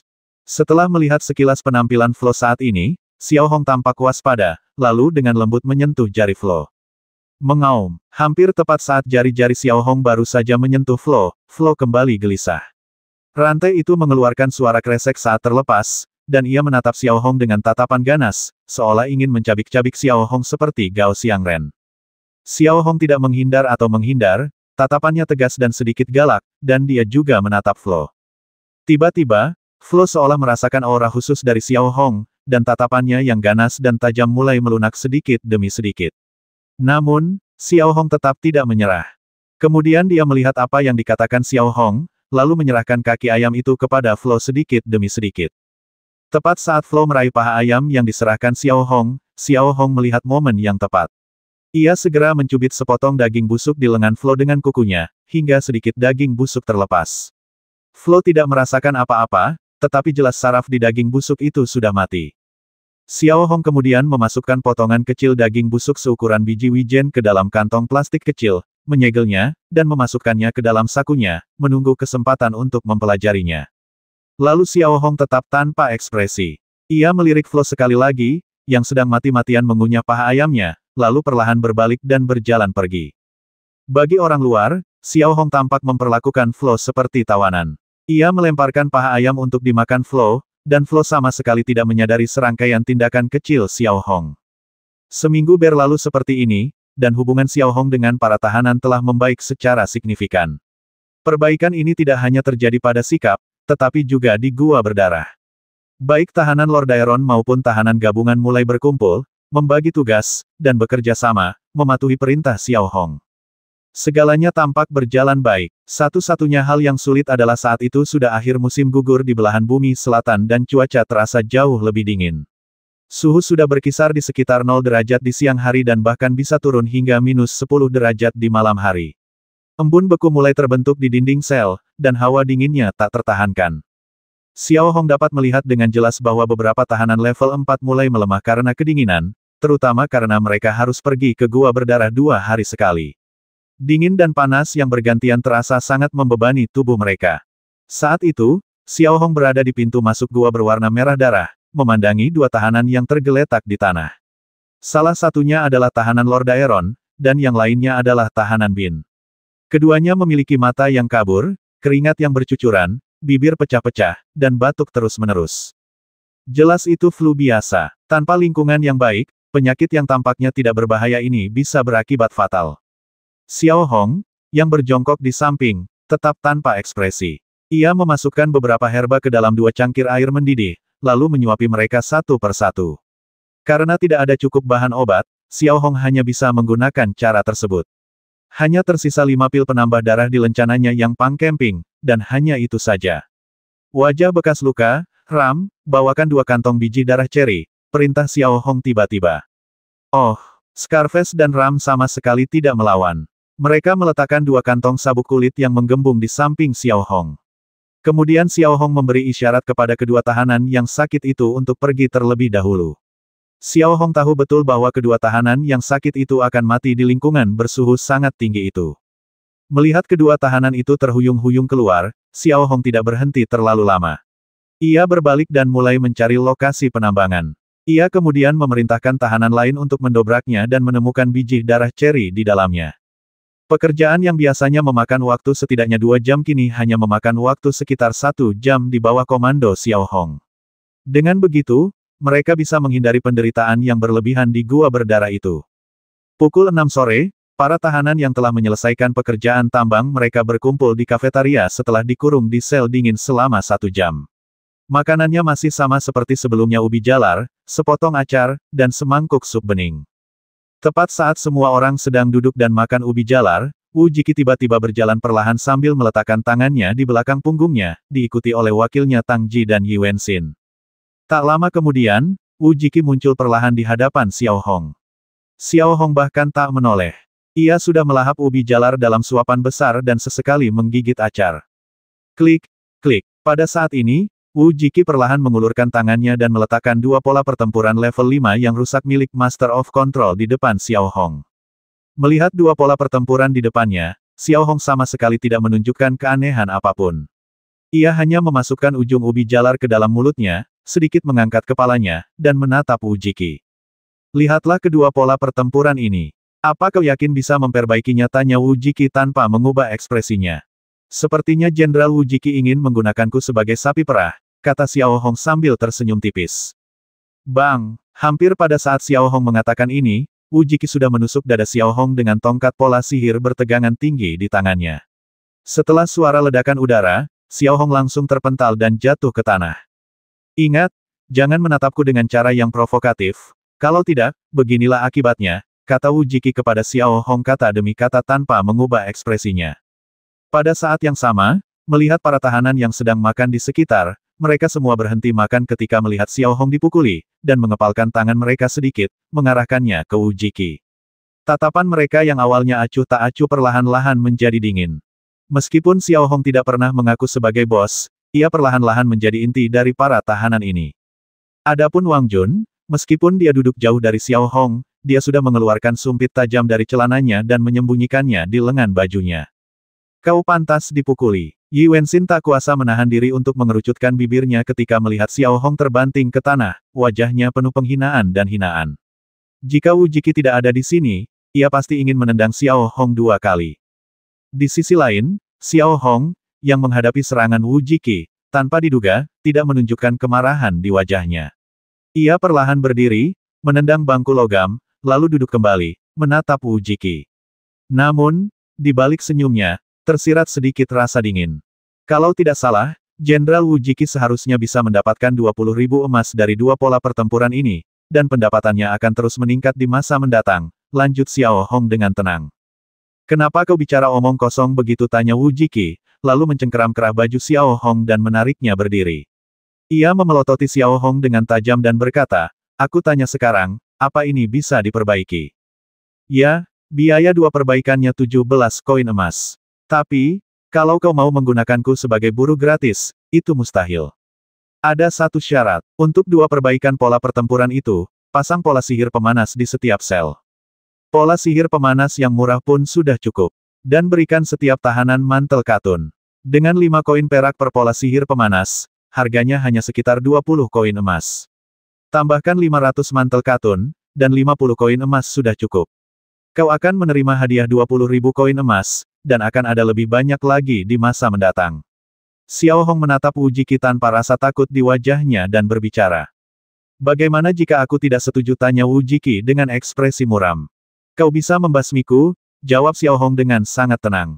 Membasmimu tidak, tapi percaya atau tidak, aku akan membuatmu menjalani kehidupan yang lebih buruk daripada kematian. Wu Jiki mencengkeram kerah Xiao Hong erat-erat dan berkata, aku menjalani hidup yang lebih buruk daripada kematian sekarang. Kalau ada siksaan lain, tak masalah. Kalau aku tak tahan, aku akan basmi diri saja, kata Xiao Hong dengan tatapan tenang. Kau berani sekali, kata Wu Jiki sambil melepaskan tangan Xiao Hong. Ia lalu menginstruksikan Tang Ji, pergi ke Departemen Persediaan Kota Sinyi dan ambilkan 532 pola sihir pemanas, beserta pakaian berlapis kapas dengan jumlah yang sesuai. Mendengar ini, hati para tahanan kembali menghangat. Tak diragukan lagi, Xiao Hong telah membantu mereka menang kali ini, dan ia mempertaruhkan nyawanya untuk itu. Tinan, yang duduk di pojok, merasa sangat malu. Saat itu, Tinan benar-benar menyadari bahwa Xiao Hong lebih cocok menjadi bos daripada dirinya. Sebagai bos, ia hanya akan bergantung pada Wu Jiki demi beberapa hal yang tidak penting. Tapi Xiao Hong benar-benar berbeda. Pola sihir pemanas dan bahkan pakaian katun adalah apa yang sangat dibutuhkan para tahanan saat ini. Mulai besok, kau akan menghabiskan sebagian besar waktumu di ruang pembuatan pola kecil itu untuk memperbaiki pola pertempuran. Jika ada kesalahan, aku akan membuatmu menyesali hidupmu. Setelah Wu Jiki selesai berbicara, ia pun keluar. Tunggu sebentar, Xiao Hong duduk di bangku logam dan menatap Wu Jiki. Wu Jiki tidak menanggapi, tetapi mengalihkan pandangannya ke Xiao Hong lagi. Mulai sekarang, untuk setiap 10.000 emas yang kuhasilkan untukmu, kau harus memberiku dan tahanan lainnya makanan tambahan, berupa daging dan nasi putih. Xiao Hong berbicara lagi. Aku benar-benar ingin membasmimu. Wu Jiki menatap Xiao Hong dengan dingin, lalu berbalik dan pergi. Sekali lagi, Wu Jiki tidak menyukai Xiao Hong, bahkan membencinya, tetapi saat ini, ia tidak bisa berbuat apa-apa terhadap Xiao Hong. Benar, Wu Jiki membenci Xiao Hong, tetapi ia lebih mencintai uang. Dengan uang, ia akan memiliki lebih banyak pola pertempuran berkualitas tinggi, dan Xiao Hong sendiri mungkin bahkan dapat membuat pola pertempuran berkualitas tinggi. Oleh karena itu, meskipun Wu Jiki ingin memotong Xiao Hong menjadi beberapa bagian, dia masih harus menjaga sikap menahan diri seminimal mungkin terhadap Xiao Hong. Melihat Tang Ji lagi, melihat Wu Jiki telah pergi, ia perlahan berjalan ke arah Xiao Hong dan meletakkan selembar kertas dan pena di depannya. Maknanya jelas. Xiao Hong tidak berhenti dan mulai menulis daftar panjang dengan gaya yang flamboyan, yang harganya tepat 17 koin emas. Barang termahal adalah alat analisis material, yang harganya 10 koin emas. Dalam sekejap mata, 1 hari berlalu. Saat itu pagi hari, dan Xiao Hong, yang sedang berbaring di sel dingin, tiba-tiba mendengar langkah kaki yang sangat padat di luar pintu, yang membuat Xiao Hong menjadi waspada. Sesaat kemudian, Xiao Hong melihat pintu sel terbuka dengan cepat, lalu 3 prajurit Gao Xiang masuk. Mereka menggunakan pola sihir pukulan untuk melubangi dinding sel, memasang pola sihir pemanas, mengenakan mantel katun, lalu pergi tanpa mengucapkan sepatah kata pun. Pada saat yang sama, Tang Ji sudah berdiri di pintu, memberi isyarat kepada Xiao Hong untuk mengikutinya. Xiao Hong tentu saja mengerti situasinya. Ia mengenakan mantel katun yang agak kebesaran dan mengikuti Tang Ji keluar, langsung menuju ruang pembuatan pola kecil. Ketika dia sampai di koridor tempat ruang pembuatan pola kecil berada, Xiao Hong dapat melihat dengan jelas bahwa Wu Jiki sedang berdiri di pintu ruang pembuatan pola kecil itu, wajahnya masih dingin, menatap Xiao Hong. Ruang pembuatan pola yang kecil itu kini hampir penuh. Alat pola ajaib untuk analisis material memakan banyak tempat. Begitu Xiao Hong masuk, orang lain akan kesulitan untuk masuk. Harus diperbaiki dalam 3 hari. Jangan main-main atau bermalas-malasan. Wu Jiki mengucapkan kata-kata itu, meletakkan 2 pola pertempuran yang rusak di meja Xiao Hong, lalu berbalik dan pergi, meninggalkan Tang Ji dan 2 prajurit Gao Xiang yang berdiri di pintu. Xiao Hong sama sekali tidak mempedulikannya. Karena itu hanyalah pola pertempuran tingkat kelima dari Master of Control dan strukturnya tidak terlalu rumit, Xiao Hong hanya melihatnya 2 kali dan mendapatkan gambaran umum. Namun, ia tidak terburu-buru bertindak, melainkan sibuk dengan hal-hal lain seperti biasa. Lagi pula, Tang Ji tidak bisa memahaminya. Tepat saat Tang Ji bersandar di pintu dan menguap, Xiao Hong telah mengeluarkan kantong plastik kecil dari celananya, dan kemudian dengan gerakan yang sangat cepat, dia meletakkan sedikit daging dan darah flow di dalam kantong plastik itu pada alat analisis material. Kemudian, ia bergerak dengan berani dan langsung mengaktifkan penganalisis material. Segera setelah itu, data padat muncul di layar cahaya penganalisis material, yang semuanya merupakan berbagai simbol sihir dan istilah profesional. Bagi Tang Ji, itu bagaikan kitab suci yang tak bisa ia pahami sama sekali. Inilah pula alasan mengapa Xiao Hong berani bersikap begitu berani. Melalui analisis data ini, Xiao Hong dapat melihat dengan jelas bahwa racun dalam tubuh Flo telah terakumulasi hingga tingkat yang sangat serius, dan sel-sel tubuhnya telah diinvasi oleh racun tersebut. Kemampuannya untuk bertahan hidup dengan begitu gigih hanya dapat dikaitkan dengan vitalitasnya yang kuat. Xiao Hong kemudian mengambil buku catatan kecil dan pensil, lalu mulai mencatat kondisi Flo saat ini menggunakan berbagai simbol pola sihir dan istilah profesional. Ia juga mengganti isi lainnya dengan istilah-istilah yang sebisa mungkin tidak jelas, sehingga tampak seperti analisis kinerja pola pertempuran. Setelah menganalisis semua catatan, Xiao Hong terus berbaring di meja, memainkan pola pertempuran di tangannya, sambil memikirkan cara menyembuhkan Flo. Lagi pula, Flo berasal dari Lord Daeron, memiliki kemampuan mengendalikan jiwa, dan merupakan anggota ksatria pemakaman. Semua hal ini saling berkaitan. Belum lagi betapa besar manfaatnya bagi Xiao Hong, demi persahabatan ini, Xiao Hong harus menyelamatkannya. Setelah 2 jam berpikir, Xiao Hong telah membentuk sistem perawatan umum dalam benaknya. Pertama, detoksifikasi, lalu perbaikan tubuh, termasuk sel-sel somatik dan saraf yang terkikis oleh racun, dan terakhir pemulihan lebih lanjut. Mengenai apakah itu berguna, Xiao Hong tidak tahu, karena ini bukan klinik medis dengan peralatan canggih, tetapi kamp konsentrasi seperti neraka. Dengan ide umum dalam pikirannya, Xiao Hong mulai dengan cepat menuliskan bahan-bahan obat yang dibutuhkan dan metode penggunaannya di buku catatan kecil. Setelah mengetahui apa yang terjadi, Xiao Hong berbalik dan mulai dengan santai memperbaiki 2 pola pertempuran yang rusak di depannya. Tingkat kerusakan pada kedua pola pertempuran tersebut serupa dengan pola pertempuran ular ganda, tetapi karena strukturnya yang sederhana, perbaikannya pun mudah dan tidak perlu disebutkan. Mengambil pisau ukir murah yang disiapkan Wu Jiki untuk Xiao Hong mulai memperbaikinya sedikit demi sedikit. Adapun Tang Ji di lantai 8, ia tak tahan lagi dengan kebosanan seperti itu, jadi ia berbalik dan pergi. Hanya 2 prajurit Gao Xiang yang tersisa dengan mata sayu. Tak berlebihan jika dikatakan bahwa mereka hanya menatap Xiao Hong, memperhatikannya sibuk dengan tertib mengerjakan beberapa hal yang sama sekali tak mereka pahami. 1 atau 2 jam memang baik-baik saja, tetapi akan sangat menyiksa jika lebih lama. Pada saat yang sama, sambil memandang keluar jendela, para tahanan telah mengenakan mantel katun mereka, ekspresi tegas mereka telah berubah menjadi rileks, dan mereka berkerumun di sudut-sudut dalam kelompok 3 atau 5 orang, mengobrol. Xiao Hong tidak mengatakan apapun tentang ini, tetapi hanya menyipitkan matanya sedikit dan terus bekerja. Dengan cara ini, 3 hari berlalu dengan cepat. Sore harinya, Wu Jiki sudah berjalan perlahan ke ruang ukiran kecil dan sekali lagi menatap Xiao Hong dengan tatapan dinginnya. Bagaimana perbaikannya, tanya Wu Jiki dengan ekspresi dingin sambil menatap Xiao Hong yang duduk di kursi besi. Xiao Hong tidak menanggapi, tetapi hanya melirik Wu Jiki, dan kemudian meletakkan 2 pola pertempuran yang telah diperbaiki di depan Wu Jiki. Wu Jiki mengambil pola pertempuran dan menyuntikkan tenaga penggerak ke dalamnya. Ia terkejut menemukan bahwa jumlah tenaga penggerak di dalamnya tidak berkurang secara signifikan, dan gerakannya sangat halus, bahkan lebih halus daripada sebelum kerusakan. Bagus sekali, kau hebat. Wu Jiki tak kuasa menahan semburat kegembiraan di wajahnya. Sekarang ia bisa 100% yakin bahwa Xiao Hong akan menjadi sapi perahnya, dan bahkan di masa depan, ia bisa membuat pola pertempuran khusus untuknya. Ini tahap perbaikanmu selanjutnya, kata Wu Jiki, lalu mengeluarkan 3 pola pertempuran yang rusak dari kantong pola sihir dan meletakkannya di depan Xiao Hong. 1 pola pertempuran berasal dari level pertama Master Agung Pengendalian, dan 2 lainnya berasal dari level kelima Master Pengendalian. Jelas, semuanya diproduksi oleh Gao Xiang Zhen Yiguo, dan strukturnya primitif, sederhana dan agak kekanak-kanakan. Namun, hal itu tidak menjadi masalah bagi Xiao Hong. Ia berpura-pura mengambil pola pertempuran dan mengamatinya berulang kali. Alis Xiao Hong terus berubah-ubah, menjadi ragu dan murung. Bab 766 perubahan harus dilakukan. Kemunculan Xiao Hong membuat hati Wu Jiki berfluktuasi, tetapi dia tidak mengatakan apa-apa dan menunggu dengan tenang Xiao Hong untuk memberikan jawaban terakhirnya. Tingkat kerusakan pada ketiga tanda pertempuran ini agak mengkhawatirkan. Meskipun tampak dangkal, mereka telah merusak bagian-bagian vital. Ini seperti luka di lengan atau kaki versus luka di jantung, keduanya benar-benar berbeda, lanjut Xiao Hong, masih berpura-pura tenang.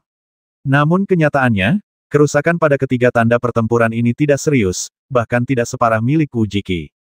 Jangan banyak bicara omong kosong, kau hanya perlu memberitahuku apakah ini bisa diperbaiki, kata Wu Jiki dengan nada merendahkan, tetapi hatinya agak gelisah. Pola pertempuran Grandmaster mengemudi tingkat pertama, yang disebut pola pertempuran sabit besi, adalah pola pertempuran seorang jenderal setingkat Wu Jiki. Tawaran pihak lain untuk itu juga cukup tinggi, 40.000 koin emas. Bukannya mustahil untuk memperbaikinya, tapi biayanya cukup mahal. Memperbaiki 3 pola pertempuran akan menghabiskan sekitar 2.000 koin emas. Kalau kau bisa mendapatkan 3.000 koin emas, aku bisa memperbaikinya 100%. Xiao Hong berkata dengan agak susah payah, aku hanya tidak tahu apakah Jenderal Wu Jiki bersedia membayar harga setinggi itu. Faktanya, berdasarkan keahlian Xiao Hong yang luar biasa, memperbaiki 3 pola pertempuran. 100 koin emas sudah cukup, dan 2.000 koin emas lainnya, terus terang, untuk digunakan sendiri oleh Xiao Hong. Kalau begitu, 3.000 koin emas. Ingat, jangan main-main. Setelah mengatakan itu, Wu Jiki pergi dan memberi Tang Ji pola penyimpanan emas seharga 3.000 koin emas. Niatnya jelas. Melihat Xiao Hong lagi, ia tidak berkata apa-apa, dan tidak banyak bicara. Ia kemudian mulai dengan panik menulis daftar bahan-bahan di kertas jerami. Di antaranya, 1.000 koin emas digunakan untuk membantu menyembuhkan Flow, dan sekitar 1.000 koin emas lainnya digunakan untuk membuat benda-benda lain, termasuk otak binatang roh, bahan inti untuk membuat pola perang. Setelah menyelesaikan daftar dan menyerahkannya kepada Tang Ji, Xiao Hong langsung dibawa kembali ke sel dan dipenjara. Sekarang dengan pola pemanasan ajaib, sel menjadi hangat, jauh lebih baik daripada suhu dingin dan tak tertahankan sebelumnya. Dengan cepat mencapai titik buta, Xiao Hong membuka sebuah buku catatan kecil yang usang. Ini satu-satunya barang yang boleh dibawa Xiao Hong keluar dari ruang pembuatan pola yang kecil. Sambil membolak-balik analisis potongan kecil daging Flow, Xiao Hong mulai menulis dan menggambar lagi di buku catatannya dengan pensil. Ia kemudian mengambil cairan pembersih jiwa dari celah spasial, mengambil sedikit cairan itu, dan memasukkannya ke dalam kantong plastik kecil. Ia berencana menganalisis cairan pembersih jiwa itu besok dan menemukan cara untuk memecahkan kodenya. Bisa dibilang saat itu, Xiao Hong juga mulai menyusun rencananya sendiri. Mustahil baginya untuk tinggal di tempat terkutuk ini selamanya. Strategi yang dipakai Xiao Hong tetap saja merupakan tabiat manusia yang rakus. Pada pukul 6 sore, ketika tiba saatnya makan malam, Xiao Hong yang baru saja melangkah ke kafetaria dapat melihat dengan jelas bahwa semua makanan di meja telah digantikan dengan nasi putih, sayuran, dan daging. Makanannya pada dasarnya sama dengan makanan pekerja biasa di Federasi Kathmandu, tetapi di kamp konsentrasi Xinyi, makanan ini dianggap sebagai makanan super. Melihat makanan seperti itu, mata semua tahanan terbelalak. Ini pertama kalinya mereka melihat makanan selezat itu. Mereka bahkan hampir tak bisa membayangkan makan nasi putih di sini. Tentu saja, para tahanan juga tahu bahwa ini adalah sesuatu yang diperjuangkan Xiao Hong untuk mereka lagi. Lalu, tanpa henti, para tahanan datang ke meja makan bak harimau lapar dan mulai melahap makanan mereka dengan lahap, dengan mulut penuh. Wajah mereka dipenuhi kepuasan. Sel-sel yang hangat dan makanan lezat hampir membuat mereka melupakan penderitaan yang pernah mereka alami sebelumnya. Sebaliknya, ketika Xiao Hong masuk, ekspresinya tidak banyak berubah. Melihat para tahanan yang wajahnya dipenuhi kepuasan, ekspresinya agak dingin. Faktanya, makanan dan perawatan para tahanan sangat baik akhir-akhir ini. Secara logika, ini memang hal yang baik, tetapi Xiao Hong tidak bisa senang karena ia tahu betul bahwa jika ini terus berlanjut, serigala-serigala ganas di dalam kandang ini akan dibesarkan sebagai guk-guk oleh Wu Jiki. Biarkan hasrat mereka akan kebebasan dan semangat pantang menyerah mereka perlahan memudar dan akhirnya habis. Namun, Xiao Hong tidak banyak berkomentar. Ia duduk di kursinya dengan wajah dingin dan mulai makan dengan mulut penuh. Adapun tahanan lainnya, mereka tidak tahu apa yang dipikirkan Xiao Hong, mereka hanya merasa kagum dan bersyukur. Waktu berlalu tanpa suara, dan sebulan kemudian, Xiao Hong telah menghasilkan total 500.000 koin emas untuk Wu Jiki dengan terus-menerus memperbaiki pola pertempurannya. Jumlah koin emas ini tentu saja membuat Wu Jiki sangat bahagia, dan status Xiao Hong di area tahanan tingkat A pun mulai meningkat. Pada dasarnya, tidak ada yang berani macam-macam dengan pasukan Gao Xiang. Semua orang tahu bahwa Xiao Hong adalah sapi perah Wu Jiki. Jika mereka melukai Xiao Hong, akankah Wu Jiki melepaskan pasukan Gao Xiang dengan mudah? Oleh karena itu, saat ini, bahkan jika Xiao Hong melakukan beberapa gerakan kecil, prajurit Gao Xiang akan menutup mata. Namun saat ini, satu-satunya hal yang dikhawatirkan Xiao Hong adalah para tahanan. Meskipun mereka sangat patuh kepada Xiao Hong dapat dengan jelas melihat bahwa permusuhan dan tekad yang kuat di mata setiap tahanan perlahan memudar. Ini adalah sesuatu yang sama sekali tidak ingin dilihat Xiao Hong. Ia harus melakukan segala yang ia bisa untuk mengubah situasi saat ini. Di dalam sel, Xiao Hong terus memikirkan solusi. Ia bisa melihat bahwa Wu Jiki hanya ikut-ikutan. Bukankah Xiao Hong ingin memperbaiki kondisi kehidupan para tahanan maka ia harus melakukannya dengan tuntas, tepat. Biarkan para tahanan ini kelelahan karena sirup, mengubah mereka menjadi guk-guk yang menikmati sarang mereka yang nyaman. Lagi pula, Wu Jiki punya banyak uang. Saat itu, Xiao Hong sedang duduk di titik buta, sedikit mengernyit. Ia mengeluarkan jarum seukuran jari telunjuknya dari kotak logam yang tersembunyi di celah ruang, lalu menyuntikkan sekaleng larutan putih yang telah ia siapkan ke dalam jarum tersebut. Ini adalah solusi detoksifikasi yang dikembangkan Xiao Hong berdasarkan penelitiannya terhadap solusi pembersihan tubuh dan jiwa flow.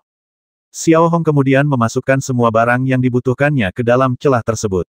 Ia kemudian membuka lantai dan melemparkan 4 atau 5 kantong plastik kecil ke bawahnya.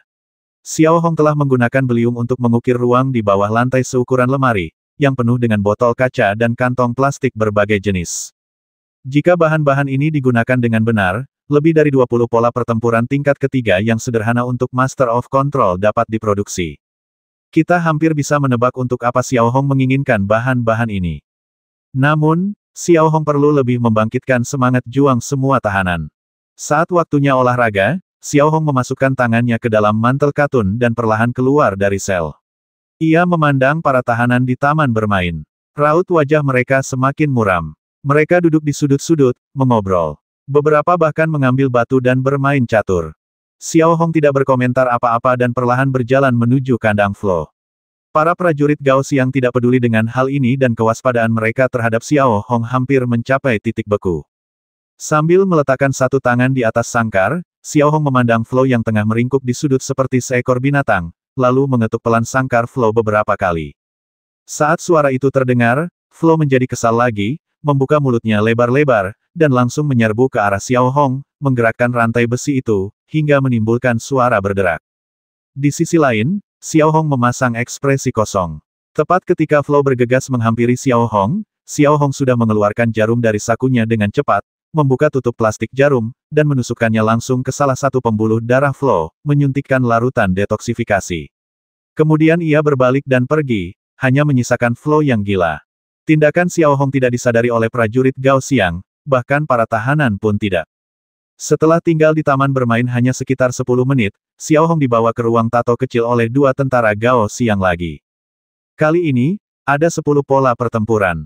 Perbaiki. Wu Jiki sekali lagi meletakkan 10 pola pertempuran di depan Xiao Hong, membisikkan perintah, lalu pergi sendiri. Setelah sebulan bekerja sama, kewaspadaan Wu Jiki terhadap Xiao Hong berangsur-angsur menurun. Sebaliknya, Xiao Hong tidak menanggapi dan tetap tidak bergerak, matanya hanya menatap para tahanan di luar jeruji besi dan di taman bermain. Saat ini, di lapangan, situasi terkini pasukan Gao Xiangzhen diputar berulang kali, dan negara Gao Xiangzhen dipuji dengan berbagai cara. Suara-suara itu terus-menerus, terkadang merdu dan kuat, terkadang tulus dan tulus. Melihat Wu Jiki pergi sepenuhnya, Xiao Hong perlahan berbalik dan menatap pintu, dengan niat membasmi tiba-tiba muncul di matanya. Kedua prajurit Gao Xiang itu tiba-tiba bergerak ketika melihat aura pembasmi yang tiba-tiba memancar dari Xiao Hong, yang selalu tenang, dan mereka pun mundur setengah langkah. Namun, pada saat itu, kedua prajurit Gao Xiang itu tiba-tiba menyadari bahwa Xiao Hong tiba-tiba tersentak dan muncul di hadapan mereka bagai kilat.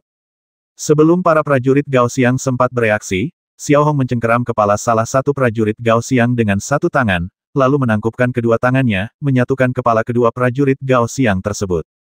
Seketika, kedua prajurit Gao Xiang itu pingsan.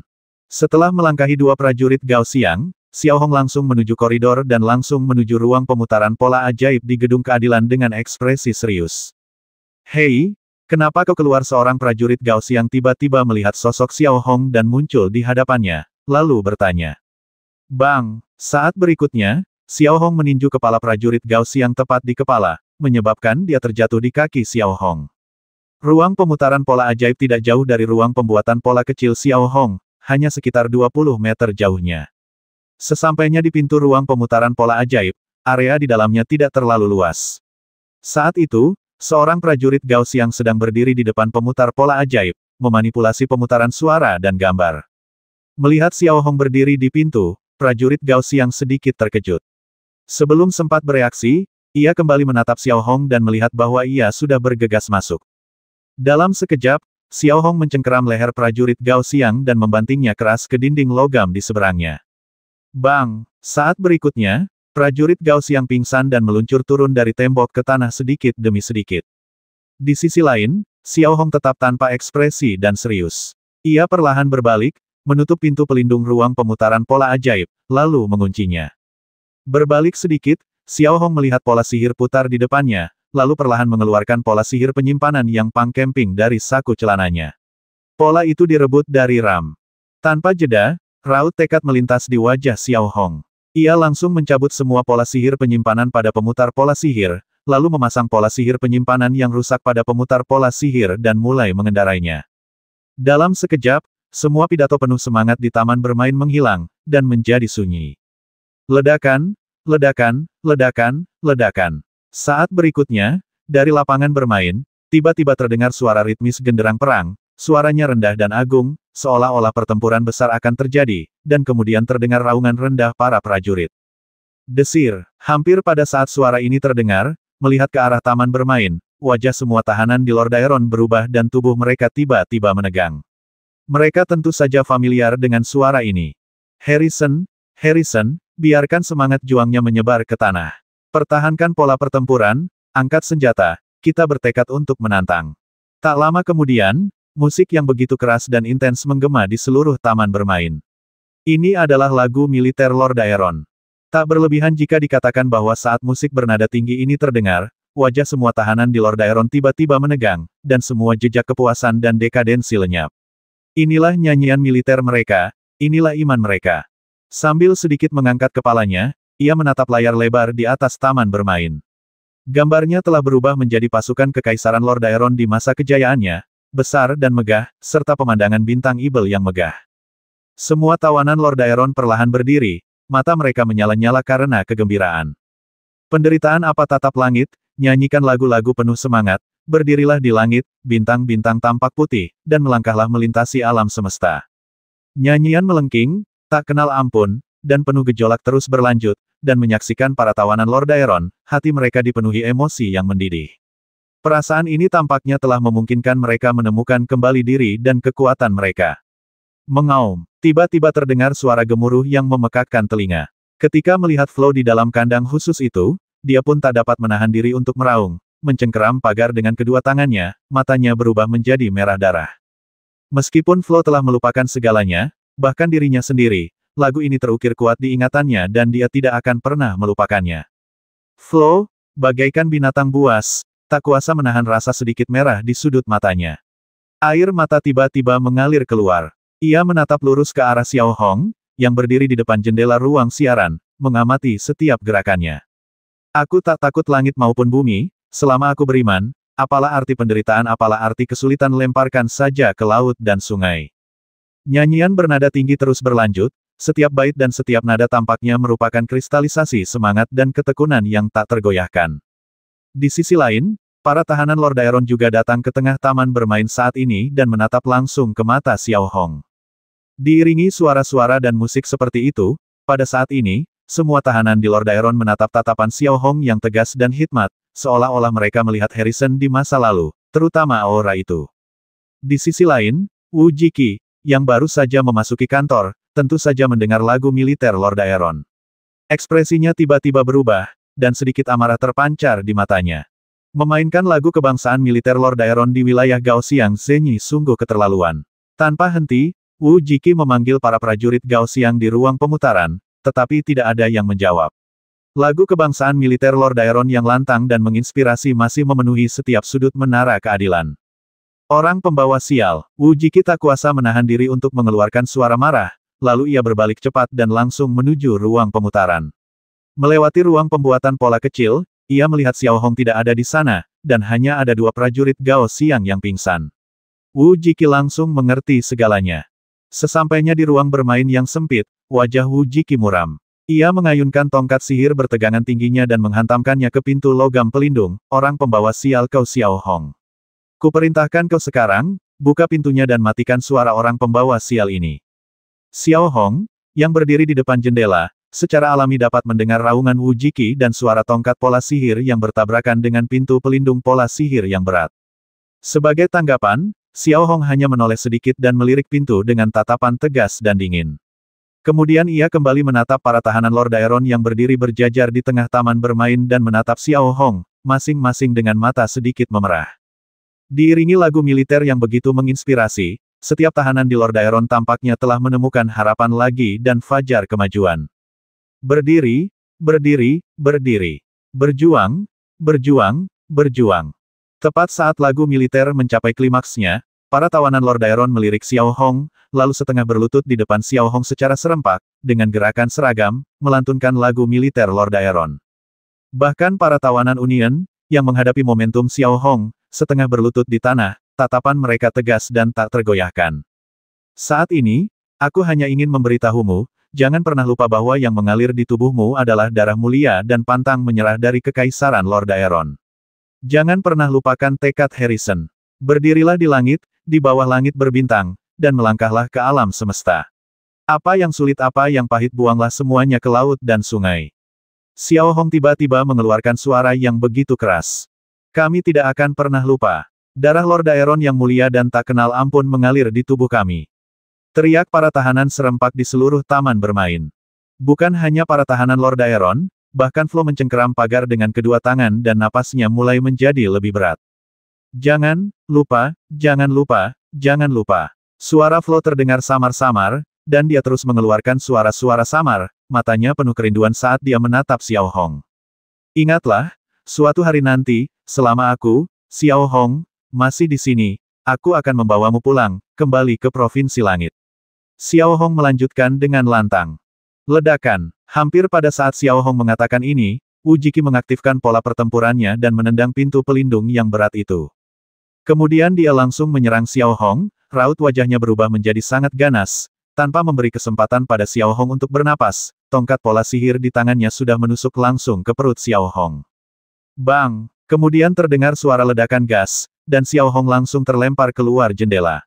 Ia pun jatuh langsung ke taman bermain dari ketinggian 3 lantai, berputar-putar di tanah beberapa kali, dengan luka goresan di wajahnya. Di sisi lain, wajah Wu Jiki sudah garang. Ia langsung melompat dari ruang bermain ke taman bermain, memegang tongkat sihir, siap menghajar Xiao Hong. Namun, saat Wu Jiki melangkah ke arah Xiao Hong, yang berjarak lebih dari 20 meter, dia mendapati Scarface, Yelin, dan Ram perlahan berdiri di antara Xiao Hong dan Wu Jiki, menatap Wu Jiki dengan tatapan dingin dan tak kenal ampun.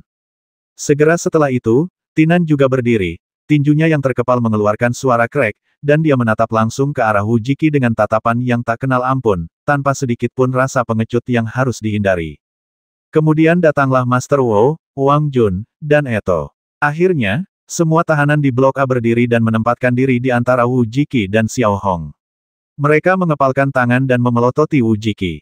Pada saat ini, pada dasarnya dapat dipastikan bahwa jika Wu Jiki berani menyerang Xiao Hong lagi, maka tunggu saja kerusuhan lain pecah di area penahanan tipe A. Meskipun para tahanan ini tidak memiliki pola pertempuran, hampir semuanya memiliki kendali yang sangat kuat. Bahkan tanpa pola pertempuran, mereka dapat menjungkirbalikkan seluruh area tahanan Jia, dan korban yang tak terhitung jumlahnya tak terelakkan.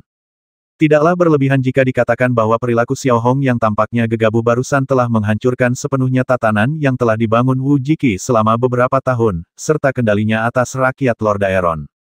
Menghadapi begitu banyak tahanan dari Lord Aeron dan Union, mereka kembali bersatu. Bohong jika mengatakan Wu Jiki tidak memiliki keraguan atau rasa takut di hatinya.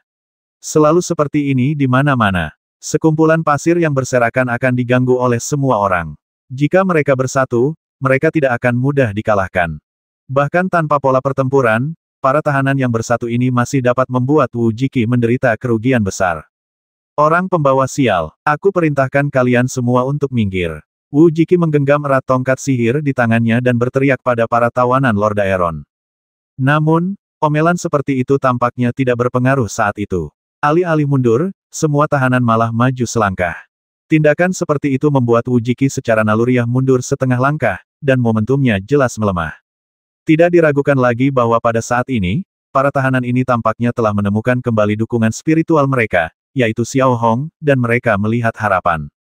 Orang menyebalkan. Apa kalian tahu apa akibat dari tindakan kalian? Wu Jiki kembali bersuara seperti itu, tetapi suaranya jelas jauh lebih lemah dan tidak lagi menunjukkan kesombongan seperti sebelumnya. Hal terburuk yang bisa terjadi adalah kita mati bersama, tapi kau tak bisa menyentuh Xiao Hong lagi. Tinan menatap Wu Jiki, matanya penuh semangat dan dendam yang tak tergoyahkan. Diiringi lagu-lagu militer, semangat kekaisaran Lord Aeron kembali memenuhi jiwa dan raganya. Saat itu, situasi benar-benar terhenti. Para prajurit Gaoxiang di lorong juga mengarahkan senapan pola sihir mereka ke arah taman bermain, dan mata mereka dipenuhi ketakutan yang tak berujung. Mereka masih ingat betul betapa dahsyatnya kerusuhan yang melanda penduduk Lord Aeron. Bab 768 Ujian. Namun, tepat ketika situasi menemui jalan buntu dan kedua belah pihak enggan menyerah, pola sihir komunikasi militer Wu Jiki tiba-tiba bergetar. Ketika ia mengeluarkannya, ia melihat bahwa pola itu dikirim oleh Yi Xinan. Pemandangan seperti itu tentu saja tak bisa dilihat oleh Yi Xinan, kalau tidak, di mana wibawanya sebagai seorang jenderal tak berdaya, ia hanya bisa memasang wajah galak dan kembali memerintahkan. Sekarang kuperintahkan kalian semua untuk kembali ke sel dan menerima hukuman. Jika kalian melawan, aku tak akan bersikap sopan. Mundur. Pada saat ini, Xiao Hong perlahan berdiri dan memberikan instruksi kepada para tahanan. Melihat para tahanan itu lagi, ketika mereka mendengar suara Xiao Hong, mereka melirik Wu Jiki, berbalik dan kembali ke sel. Pada saat ini, Wu Jiki tidak punya waktu untuk berurusan dengan Xiao Hong. Ia memberi isyarat kepada tentara Gaoxiang dan segera memasuki koridor untuk terhubung. Wali kota Yi Xinan, ada apa? Setelah panggilan tersambung, Wu Jiki berusaha sekuat tenaga untuk terlihat sombong, tetapi masih ada sedikit ketegasan di wajahnya. Kami baru saja diberitahu bahwa Li Sengjun, Direktur Departemen Pengembangan Pertambangan Negara Sangbang Zenyi, akan datang ke kamp konsentrasi Xinyi. Kita harus bersiap dengan baik. Sekarang kalian harus segera datang ke ruang konferensi laboratorium jiwa, perintah Yi Xinan dengan ekspresi serius. Namun, Li Sengjun sama sekali bukan seorang pengusaha di kerajaan Sangbang Zenyi, melainkan seorang pejabat tinggi. Ia bahkan memiliki keputusan akhir dalam pengembangan seluruh bintang Ibel, dan menurut hierarki, ia hampir setara dengan seorang jenderal. Oleh karena itu, menghadapi kedatangan Li Sengjun, Yi Xinan sangat ketakutan, dan bahkan wajah Wu Jiki memancarkan sedikit kekhawatiran. Hanya dengan satu kata, orang ini dapat melumpuhkan semua industri pertambangan di negara Gaoxiang Zenyi. Ia juga dapat membuat industri pertambangan negara Gaoxiang Zenyi menghasilkan pendapatan yang besar hanya dengan satu kata, yang menunjukkan betapa hebatnya orang ini. Aku akan segera ke sana. Tunggu sebentar, jawab Wu Jiki, tak berani berhenti, dan segera masuk ke dalam mobil pola ajaib dan menuju laboratorium jiwa. Sambil menatap para tahanan itu lagi, mereka semua kembali ke sel masing-masing, masing-masing dengan tatapan tajam di mata mereka. Di sisi lain, Xiao Hong memasang ekspresi serius di wajahnya saat memasuki sel, karena dia tahu betul bahwa Wu Jiki pasti akan menaruh dendam padanya atas apa yang terjadi hari ini, dan Xiao Hong harus bergegas dan mulai melaksanakan rencananya. Untungnya, Wu Jiki masih membutuhkan Xiao Hong, jadi dia tidak akan bertindak gegabah. Kecuali Wu Jiki rela mengorbankan hartanya hanya untuk melampiaskan amarahnya, adakah orang seperti dia di dunia ini? Xiao Hong belum pernah bertemu dengannya. Setelah prajurit Gao Xiang pergi, Xiao Hong berjongkok di lubang ventilasi dan melemparkan batu ke arah Master Wu. Tak lama kemudian, Guru Wu muncul di lubang ventilasi dan bertanya dalam bahasa isyarat, "Saudara, apa instruksi Anda?" "Aku perlu berkonsentrasi. Tolong awasi aku. Kalau ada gerakan aneh, ketuk gerbang besinya dengan keras." Xiao Hong menjawab dengan bahasa isyarat. "Tidak masalah," jawab Tuan Wu. Ia tentu saja menuruti perintah Xiao Hong. Segera setelah itu, Xiao Hong tidak berkata apa-apa lagi kepada Tuan Wu, dan langsung berlari ke titik buta, mengeluarkan pisau ukir penghisap jiwa dan kotak logam, lalu membuka lantai logam dan mengeluarkan beberapa material, bahkan batu pembawa Odin, yang juga dibeli oleh Xiao Hong untuk Tangji. Kemudian Xiao Hong tidak berhenti, tetapi mulai menggunakan alat pembuat pola sederhana di kotak logam untuk membuat pola pertempuran tingkat ketiga Master of Control secepat mungkin. Mengenai metode produksinya, sudah sangat jelas, yaitu memaksimalkan efisiensi. Tidak ada pola dalam pola atau teknologi arsiran yang akan digunakan. Semuanya diproduksi secara kasual. Apapun ide yang muncul, akan langsung dibuat. Karena Xiao Hong sudah menjadi master kendali agung tingkat pertama, meskipun persyaratannya sederhana, ia masih sangat cepat dalam membuat pola pertempuran sederhana untuk master kendali tingkat ketiga. Ia bisa membuatnya dalam waktu sekitar 20 menit. Pola pertempuran yang telah selesai langsung ditempatkan bersama dengan lebih dari 20 pola pertempuran yang dibawa Xiao Hong dari altar. Meskipun ruang penyimpanan di celah angkasa sangat kecil dan tidak dapat menampung terlalu banyak material, sebagian ruang masih dapat dimaksimalkan untuk menaruh beberapa pola pertempuran yang telah selesai. Pada saat yang sama, di Institut Eksperimen Jiwa, Yi Xinan, Wu Jiki, Li Zhaogang, dan bahkan para kepala area tahanan lainnya berkumpul di ruang konferensi. Tujuan utama mereka adalah membahas hal-hal yang berkaitan dengan penerimaan kepala sekolah Li Sengjun, dan tidak boleh ada kesalahan. Li Sengjun adalah tamu kehormatan kamp konsentrasi Xinyi. Ia diperkirakan akan tiba di kota Xinyi dalam 3 hari. Masih belum diketahui mengapa Li Sengjun datang ke sini. Hampir ketika semua orang berspekulasi, pola sihir komunikasi Yi Xinan bergetar lagi, dan orang yang meminta panggilan adalah sekretaris Li Sengjun, Bai Fang. Mendengar kata-kata ini, Yi Xinan tentu saja tidak berani mengabaikannya dan segera menjawab panggilan tersebut. Detik berikutnya, seorang wanita berwajah persegi dan dagu yang hampir rata muncul di layar. Usianya mungkin 30-an, dengan gaya rambut yang sangat rapi dan kulit yang agak gelap. Wajahnya tampak serius. 3 hari lagi pukul 9 pagi, Jenderal Li Sengjun akan tiba di kota Xinyi. Saya harap Anda siap menyambutnya, kata Bai Fang kata demi kata dengan ekspresi serius, wajahnya tidak berubah. Saya mengerti. Kami sedang duduk di sini, bersiap-siap. Tapi saya tidak tahu apa yang membawa Anda ke sini, manajer umum Li Sengjun tanya Yi Xinan hati-hati dan ragu-ragu. Para penjelajah mineral kami telah menemukan gua bawah tanah yang sangat besar di area 223.721 di belahan timur bintang Ibel. Terdapat banyak kristal ungu dan sumber daya material lain yang sangat kaya. Ini adalah gua mineral asli langka yang kami temukan di bintang Ibel dalam beberapa tahun terakhir. Namun, terdapat juga sejumlah besar binatang roh tingkat tinggi di dalamnya.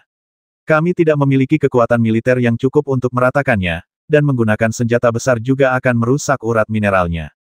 Oleh karena itu, rencana awal kami adalah menemukan sekelompok terpidana mati di kamp konsentrasi Xinyi dan pergi ke sana untuk membersihkan sekelompok binatang roh yang sangat mematikan, kata Bai Fang dengan ekspresi yang tidak berubah, menunjukkan tujuannya.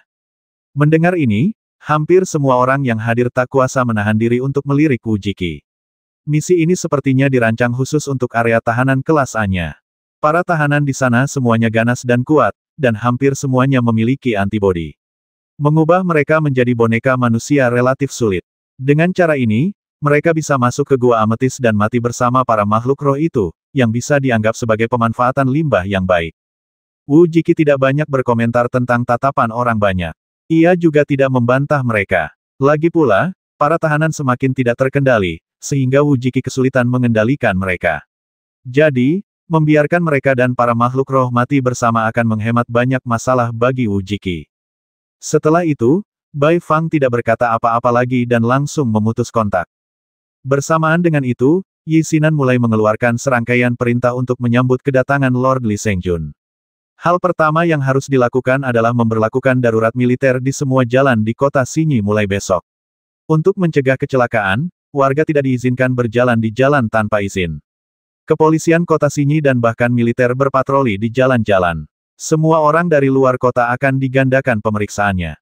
Sementara Yi Xinan mengoceh dengan berbagai instruksi, Xiao Hong telah membuat 5 pola pertempuran dan suntikan larutan detoksifikasi lagi, lalu menempatkannya di celah ruang. Kemudian, ia dengan hati-hati menyimpan semuanya dan menusukkan jarum kecil ke tumit. Akhirnya, ia menghapus tuntas semua jejak yang tertinggal di titik buta penglihatannya, lalu duduk bersila di kepala tempat tidur dan melatih tenaga penggeraknya. Kini, setelah sekian hari latihan yang membosankan, meskipun tanpa bantuan apapun, daya dorong Xiao Hong telah mencapai 15.060 bagian, meningkat 60 bagian. Meskipun masih jauh dari mencapai tingkat kedua Master Penggerak Agung, Xiao Hong yakin bahwa ia akan terus berkembang selama ia masih mampu bertahan. 2 jam kemudian, ketika Xiao Hong sedang berkonsentrasi berlatih, pintu penjara tiba-tiba terbuka lagi, dan bel pertemuan berbunyi di luar. Saya memperkirakan waktunya dan saat itu baru lewat pukul 2 siang, yang jelas bukan waktu untuk menambang. Meskipun Xiao Hong bingung, ia tetap berjalan perlahan. Saat Xiao Hong keluar dari sel dan tiba di tengah lapangan, para tahanan yang melihat pemandangan ini pun perlahan keluar dari sel, menghampiri Xiao Hong, dan berinisiatif membentuk formasi persegi. Melihat Wu Jiki lagi, dia sudah muncul di platform tinggi, dan matanya tidak setajam sebelumnya, karena mereka juga tahu apa yang akan dihadapi para tahanan ini selanjutnya, yaitu umpan meriam. Dulu, ada kasus seperti ini di mana para tahanan digunakan untuk membersihkan jalan.